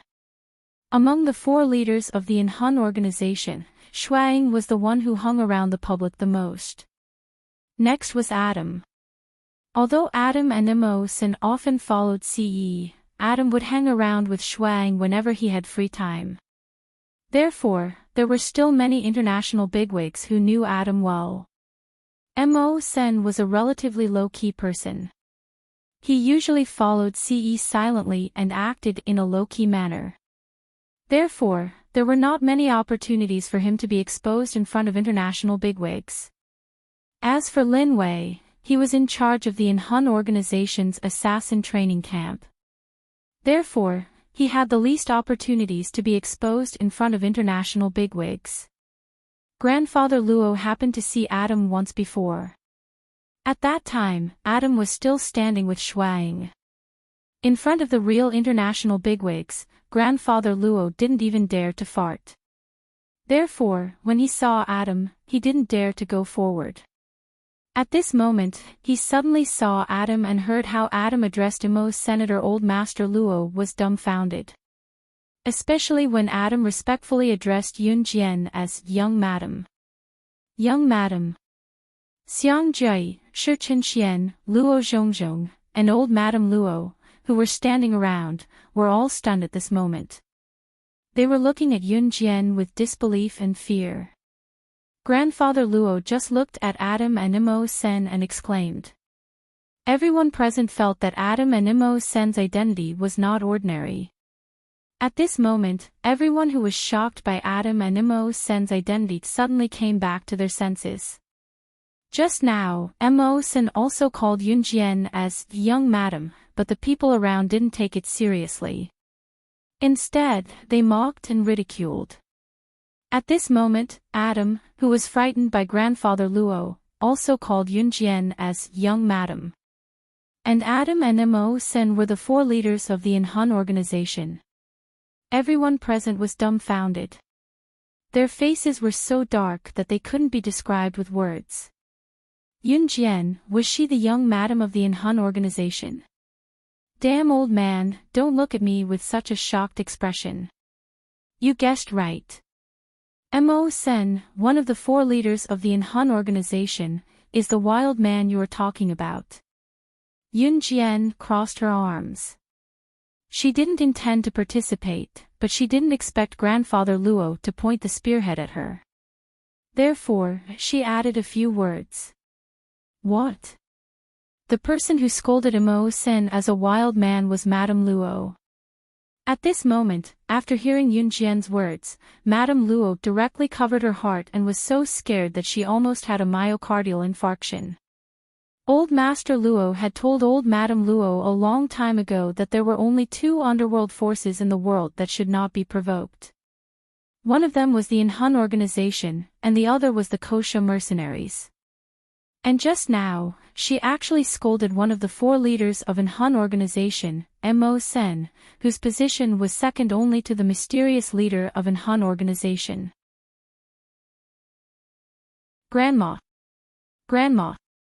Mrs. Luo was so scared that she fainted directly, and all the grandchildren around her rushed over.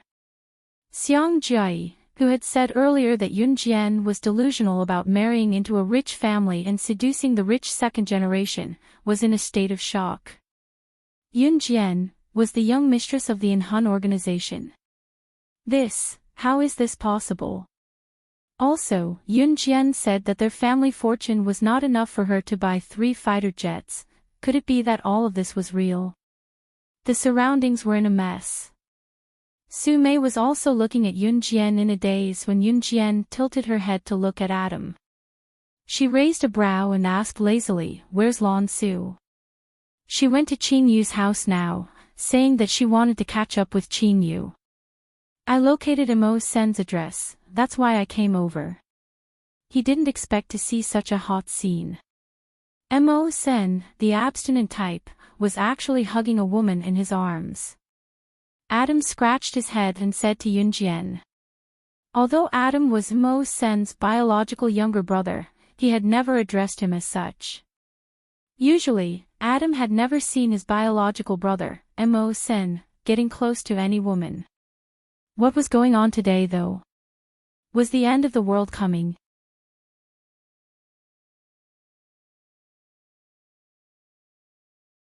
Chapter 1732.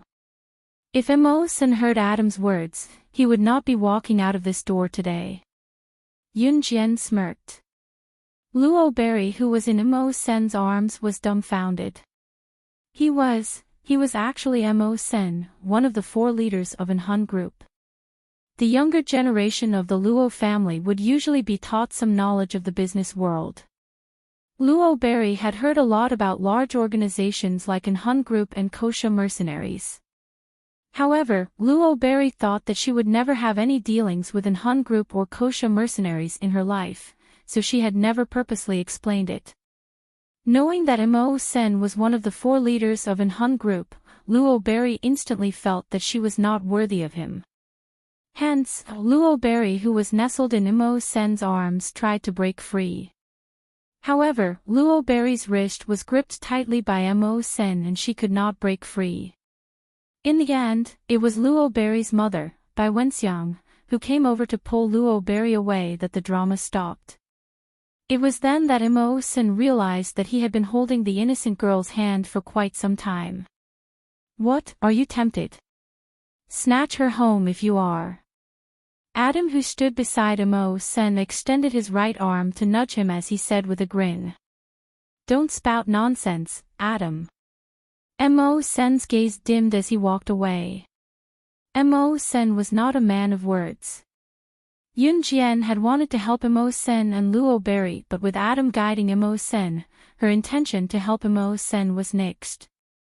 Old Madame Luo and Luo Xiling had fainted, but the Luo family was so busy that they called a family doctor to check on them. They were only relieved after making sure that they were fine.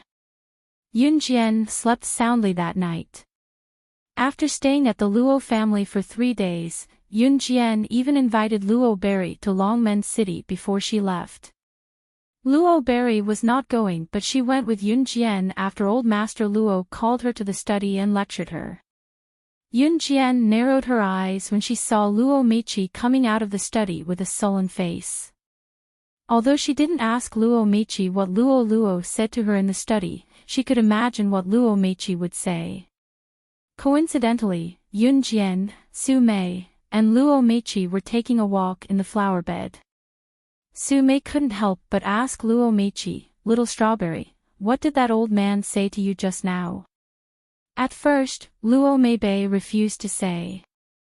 Later, under Su Mei's questioning, Luo Meibei finally stuttered and told her what Old Master Luo had told her just now. What? That old man was actually so vicious. He actually asked you to seduce Mo Sen. He even said that if you can't seduce him, he'll let you get engaged to someone you don't like. Are you people from the rich and powerful families all so unreasonable? Didn't they look down on him from the start? If you ask me, Little Strawberry, you might as well come with me. Su Mei exclaimed after hearing Luo Mei's words. Yun Jian's eyes also darkened slightly. These were all tricks of the rich and powerful families. When they saw that Mo Sen had nothing, they couldn't wait to chase him away. Once they knew that Mo Sen was the leader of an Han, they ordered or threatened Luo Meichi to seduce Mo's senator. If the seduction didn't work, fine, then you can just wait to get married to someone you don't like. Although Su Mei was a special forces soldier, she was an upright person.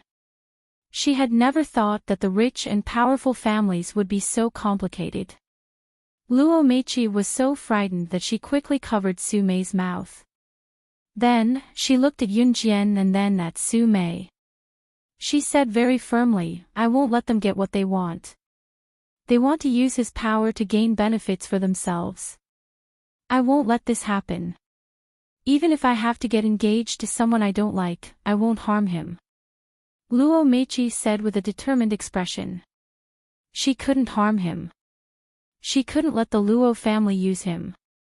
If that was the case, she would rather marry someone she didn't like. Yun Jian raised her eyebrows. When she heard Luo Meibei's words, she saw a slender figure walking over from behind Luo Meibei. Yun Jian purposely didn't say anything. Yun Jian waited for the slender figure to walk in front of Luo Meibei. Then, she grabbed Luo Meibei's wrist.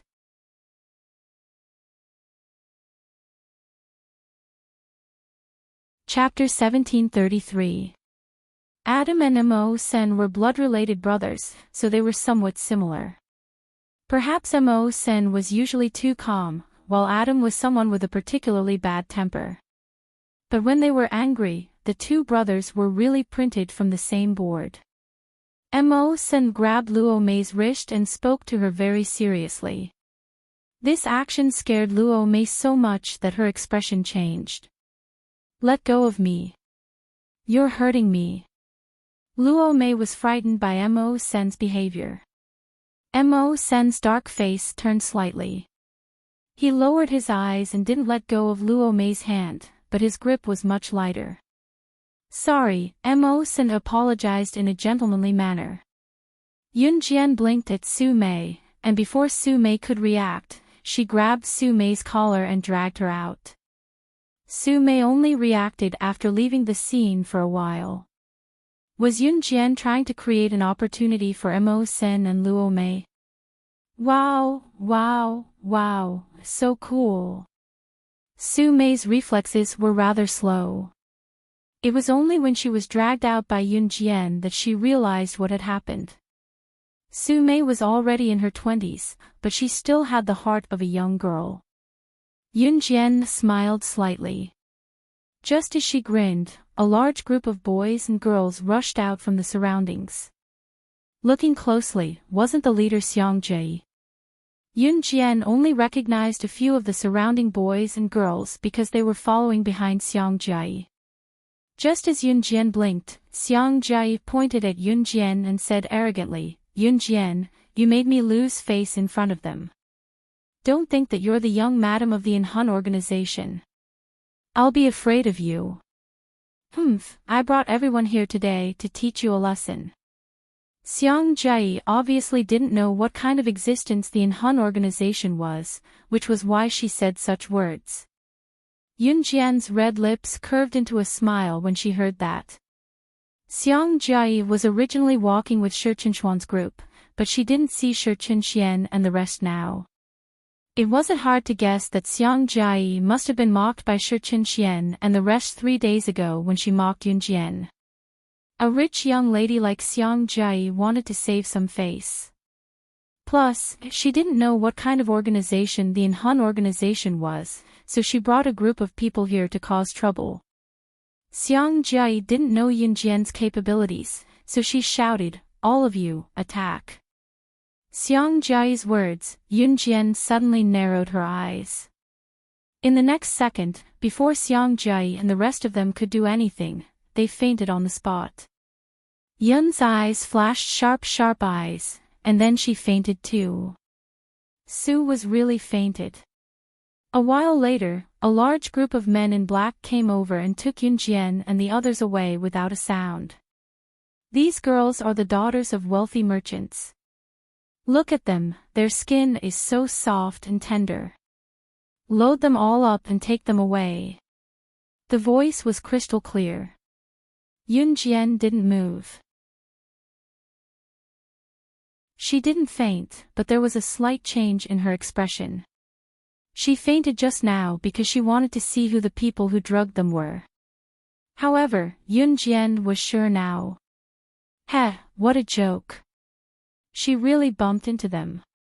She had experienced this scene when she was 5 years old in her past life. She didn't expect assassin organizations to have such a huge appetite now. They even wanted to kidnap teenage girls. That was right. The men in black who drugged Yun Jian and the rest were from a small assassin organization. Most assassin organizations would kidnap girls around 5 or 6 years old and train them to become assassins from a young age. However, Yun Jian couldn't be mistaken.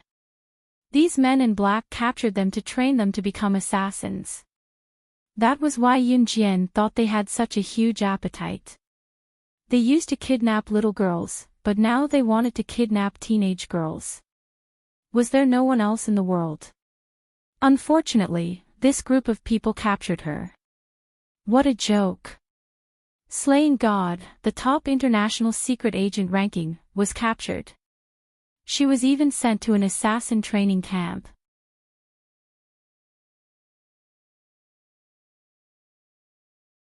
Chapter 1734.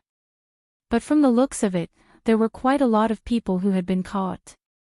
Yun Jian was able to determine that they were currently being locked up in a large truck. There were quite a few teenage girls lying around her. There were also boys, but not many of them.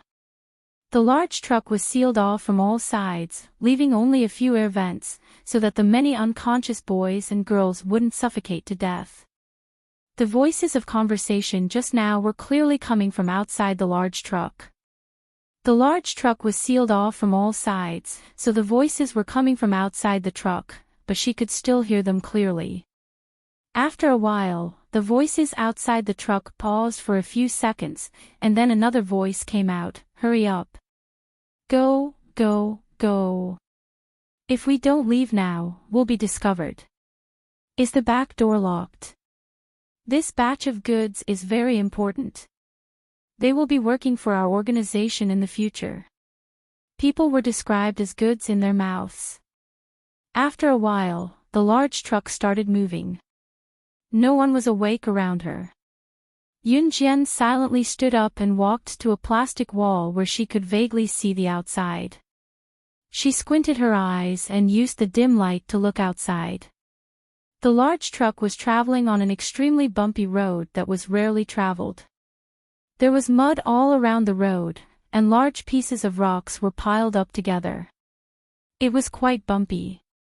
Yun Jian sat in the large truck and could feel the bumpiness around her. She was surrounded by people who had fainted. She stood in place and couldn't move around, but her eyes flashed with a sharp luster. Of course she could escape. Even if she released the innocent boys and girls who were caught with her strength, it would be easy for her to do so. But Yun Jian wouldn't do that, because this assassin organization was too strange. Normally, assassin organizations trained professional assassins by kidnapping very young children for training. And once they entered the assassin organization, the chances of survival were less than 0.1%. So if there were children in the future, they must be careful of them. Once he lost it, he would be left with no one to respond to his cries for help. Yun Jian was puzzled by this point. Why would this assassin organization want to capture a teenage girl in her prime? Could it be that they wanted to brainwash them and train them into puppets? Therefore, she had to make this trip. Next, we have important news. In the Donglin city of the northern province, on the same day and at the same time, a total of 10 cases of boys and girls went missing. In the driver's seat of the big truck, the driver was driving. A simple and honest male voice came from the car radio. After hearing the important news, the driver guiltily turned off the radio.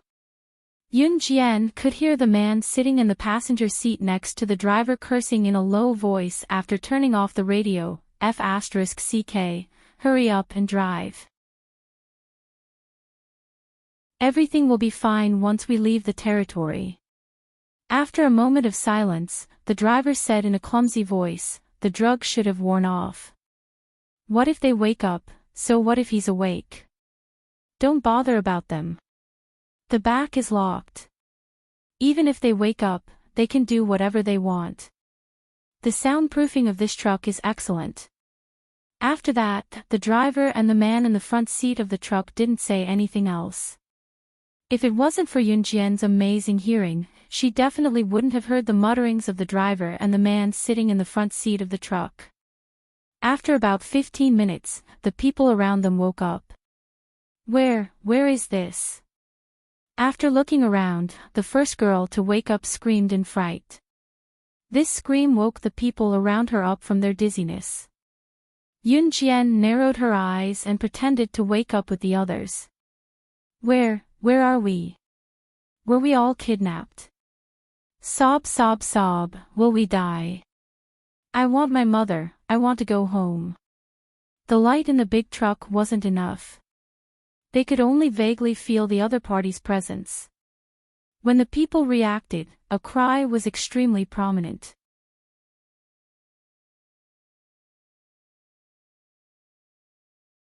Chapter 1735. Xiang Jia was, after all, the daughter of a wealthy family. Just like Luo Mei, her family was extremely wealthy. She had grown up with gold in her mouth. Usually, she was so delicate that she did not even know how to do the housework herself. Although Luo Mei was also the daughter of a rich family, she wasn't favored in the Luo family. Hence, she lived a submissive life since she was young. She was afraid that she would say something wrong and be chased out of the family. Xiang Jia was a typical example of a rich young lady. Hence, when she woke up and looked around, she was so frightened that she started crying and screaming when she saw the dark scene. Open the door. Open the door. What is this place? A couple of boys had already regained their senses. They went to the back seat of the truck to break the door. However, the door was so tight that they couldn't break it open at all. Yunjian sat in the corner and closed her eyes to rest. A large group of girls around her were sobbing non-stop. Not only Xiang Jia, but the group of people she brought with her were also caught. The truck was huge and there were many boys and girls in it that Yunjian didn't know. Yunjian's night vision was very good. She could clearly see the faces of every boy and girl in the dark space of the truck. Not many boys were crying, but most of the people who were caught were girls. After confirming that it was a kidnapping, they were all frightened and started crying non-stop. Su Mei was the last to wake up. When she woke up, she was only shocked but didn't say anything. Su Mei was only in her 20s. The people who caught them probably didn't expect that Su Mei was a special forces soldier. At this moment, Yunjian understood Su Mei's silence very well. She was conserving her energy. Soon, they would be involved in a fierce battle. Boo-hoo. I want to go home. I don't want to be here. Mommy. I miss Mommy. I want to go home. It's so scary here. It's so dark. Boo-hoo. Half an hour later, the surrounding girls' throats were hoarse from crying. Xiang Jia was still screaming. Yunjian closed her eyes and kept quiet for a long time. Xiang Jia was still screaming and crying 45 minutes after the group of people woke up. Shut up if you don't want to be the first to die. Yunjian's sudden shout made Xiang Jia, who was still in a state of fear and panic, immediately shut her mouth. It finally quieted down. Yunjian closed her eyes again. But just as she closed her eyes, Xiang Jia suddenly heard Yunjian's voice. She grasped Yunjian's position and pounced on Yunjian. It's you. Yunjian, it's you. It's all your fault. If it wasn't for you, we wouldn't be here. Go to hell. Die, die. Xiang Jia screamed madly. She couldn't see where Yunjian was, but she rushed forward and stepped on several innocent people. Then, she pounced on Yunjian. However, just as Xiang Jia was about to pounce on Yunjian, who could sense the source of the sound in the dark, knocked Xiang Jia out with a backhand chop. There was some light coming in from the surroundings. The surrounding boys and girls were shocked and they saw Yunjian's dexterity. It's noisy. Yunjian frowned. She directly put the unconscious Xiang Jia aside and closed her eyes again to recuperate.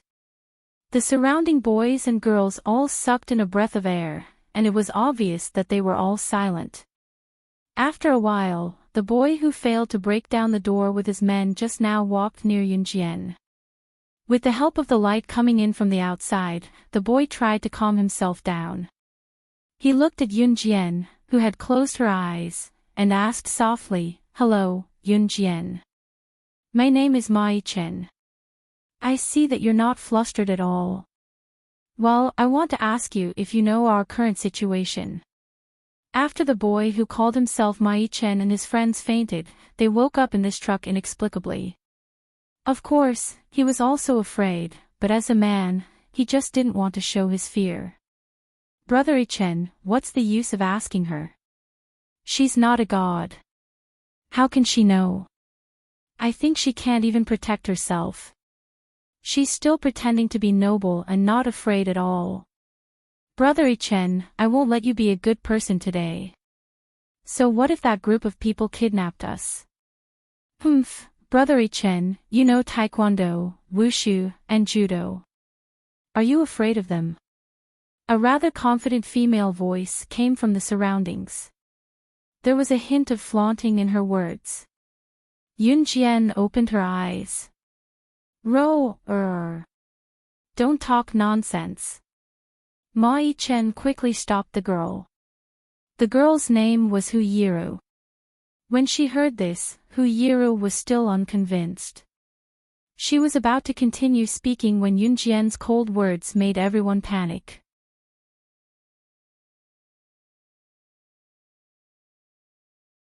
Chapter 1736.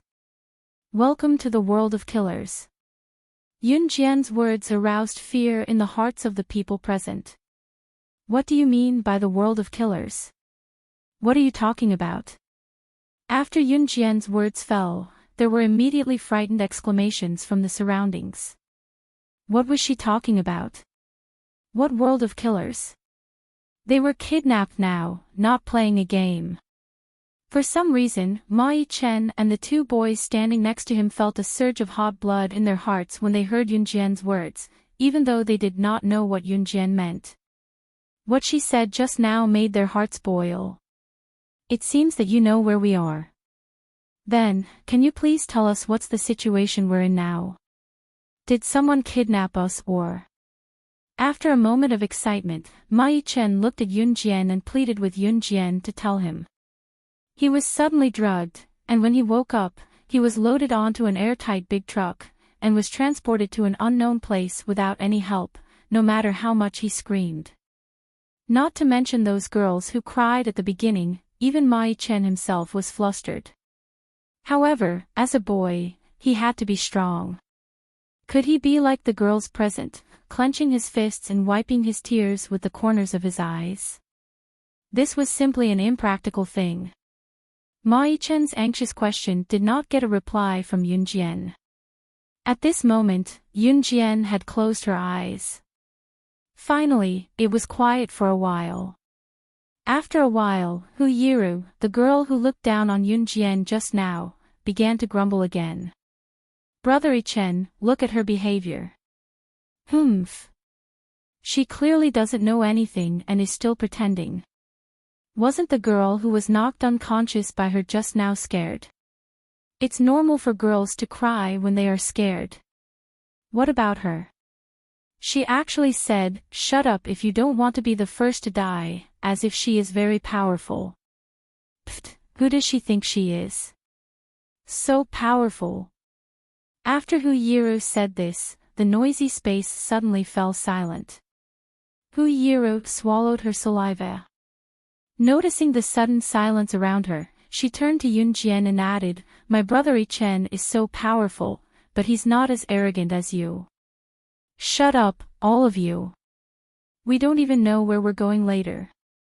We've been arguing for almost an hour, and we don't even have the strength to speak. Other than being slaughtered, what else do you want?" The moment Hu Yiru finished speaking, Su Mei, who had been silent all this while, could not help but speak up. Yunjian's reply was brief because she didn't want to use all her energy to talk. Su Mei couldn't help but open her mouth. These people were too noisy. After Su Mei finished speaking, Hu Yiru paused.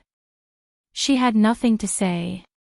Just now, Yunjian asked you to shut up because she wanted you to conserve your energy. Otherwise, you won't even have the strength to fight back. We don't have anything to eat or drink right now. What's the use of crying and talking all the time? Other than exhausting your energy, do you think you can go back if you cry and talk? If you don't want to die, then shut up quickly. We don't know what will happen later. No one will be able to save you here. Alright, I won't say any more. Help yourselves. Su Mei heard the crowd's criticism of Yunjian. In the end, she couldn't help but stand up for Yunjian. After hearing her words, the attitude of those who didn't have a good impression of Yunjian instantly changed. Perhaps it was because Su Mei was older and gave people the impression that she was rather mature, so the crowd really listened to her and stopped talking. Silence returned to the car in an instant. Yunjian raised her eyebrows and closed her eyes.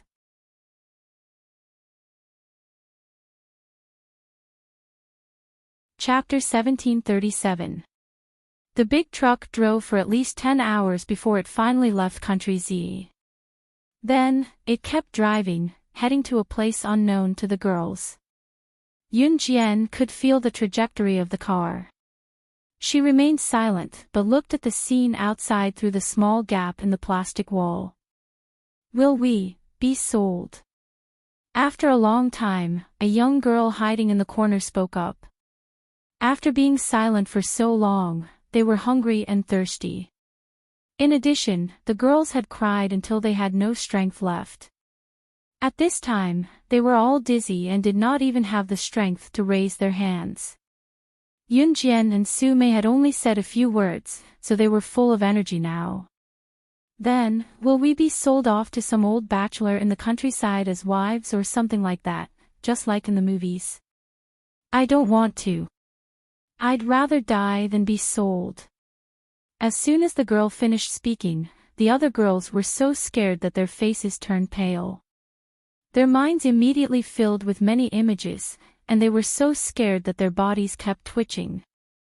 In 1999, there were many movies where rural women or children were abducted and sold. The main purpose was to remind everyone to be on guard. There were many good people in this world, but there were also bad people. As mothers, they had to keep an eye on their children at all times. As children, they should not run around casually or leave their mother's line of sight. In times of crisis, as long as someone said something scary, someone would immediately fill in an even scarier image. In the end, everyone was scared together. This was not uncommon. When the girl spoke, the surrounding people's faces changed. Just imagining an old bachelor in the countryside who had not bathed for a few years pouncing on her, that image, ah. No. I don't want to. I want to go home. Brother Ichen, you must protect me. The more Hu Yiru thought about it, the more scared she became. In the end, she was so scared that she threw herself on Ma Yichen. Ma Yichen reached out and placed his hand on Hu Yiru's back to comfort her, but he did not say anything. After a while, it quieted down again.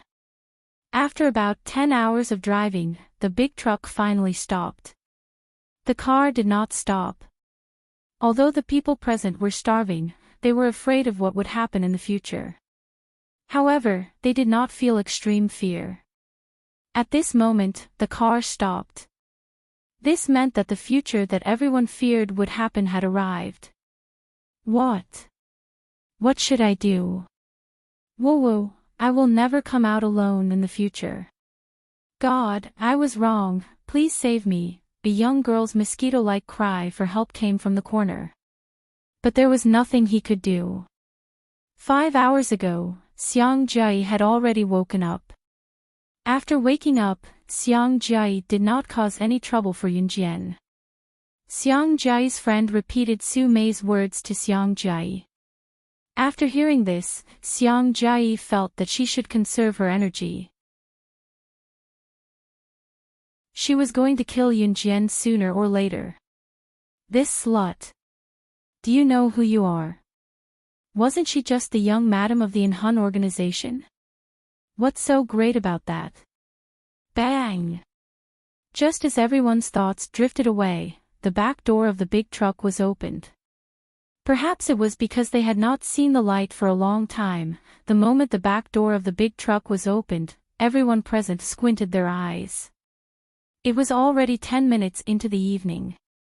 Since they were caught in the morning, the truck had been on the road for 10 hours. The sun was about to set. It was obvious that they had been transported out of the country. Yun Jian also squinted her eyes slightly. When everyone saw a row of people holding all kinds of machine guns, pistols, and other weapons, their faces turned green with fear. Guns. Guns. Those are guns. The girls began to scream in fear again. Standing in front of them was a group of men dressed like foreigners. Hearing the screams of the girls, the man standing at the front cursed in a low voice. He lifted the machine gun and was about to shoot at them, but he was stopped by the man beside him. The man beside him was dressed very formally, but his looks were average. After the man stopped the machine gun, he turned to look at the girls. Finally, he spoke to them in Chinese.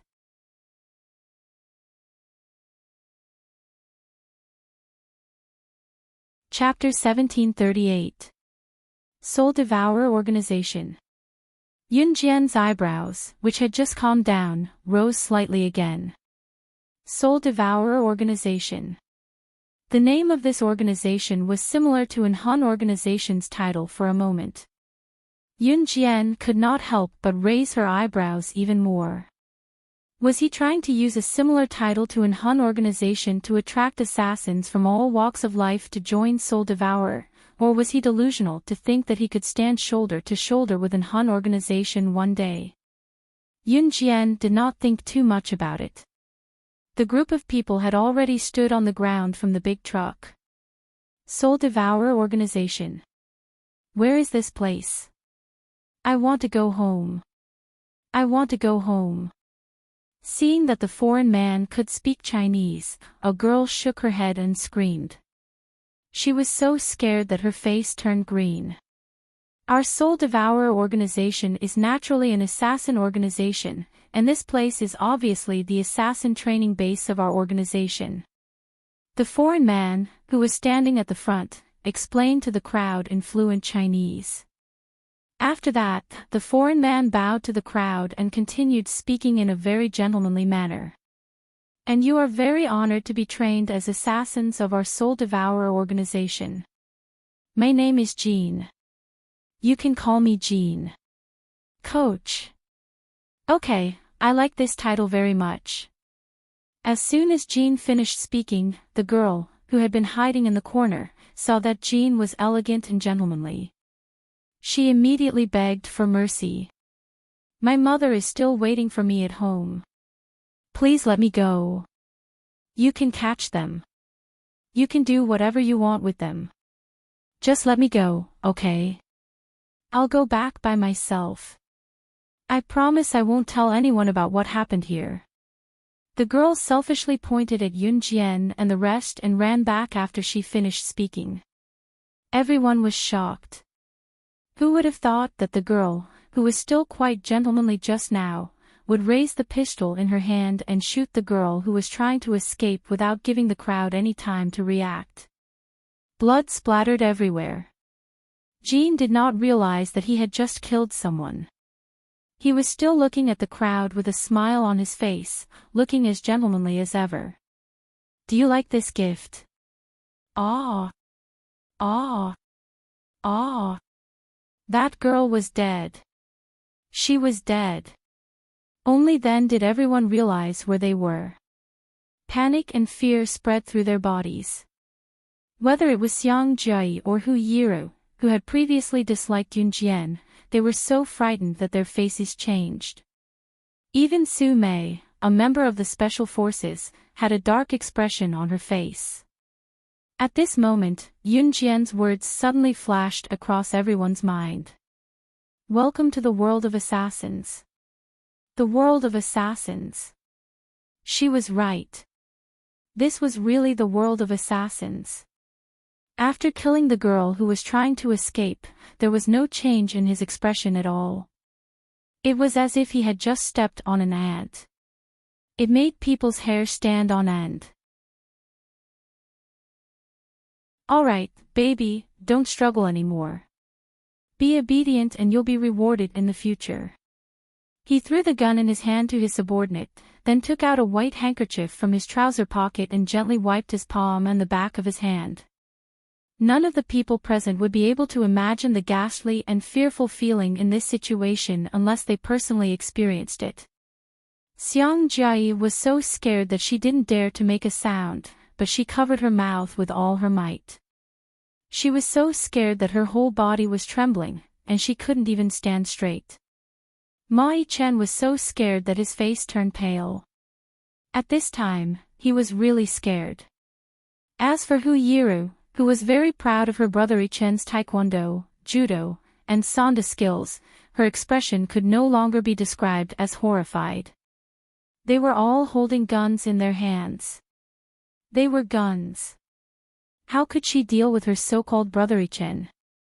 Just when everyone present was so frightened that they were trembling all over and squatting on the ground one by one, they were so scared that they couldn't stand straight, a girl's voice suddenly sounded arrogantly. Unknowingly, Yun Jian was already standing in front of Jean. She looked indifferent and looked at Jean and his men without any fear. She spoke in a commanding tone, "You're tuning into the LoveLore Library YouTube channel. We're so grateful for your support and don't forget to subscribe to join us on this incredible journey through captivating stories. Your generosity through donations truly makes a world of difference, as it's the primary source of revenue that allows me to expand and enhance this channel for you. Thank you from the bottom of my heart for being a part of this adventure."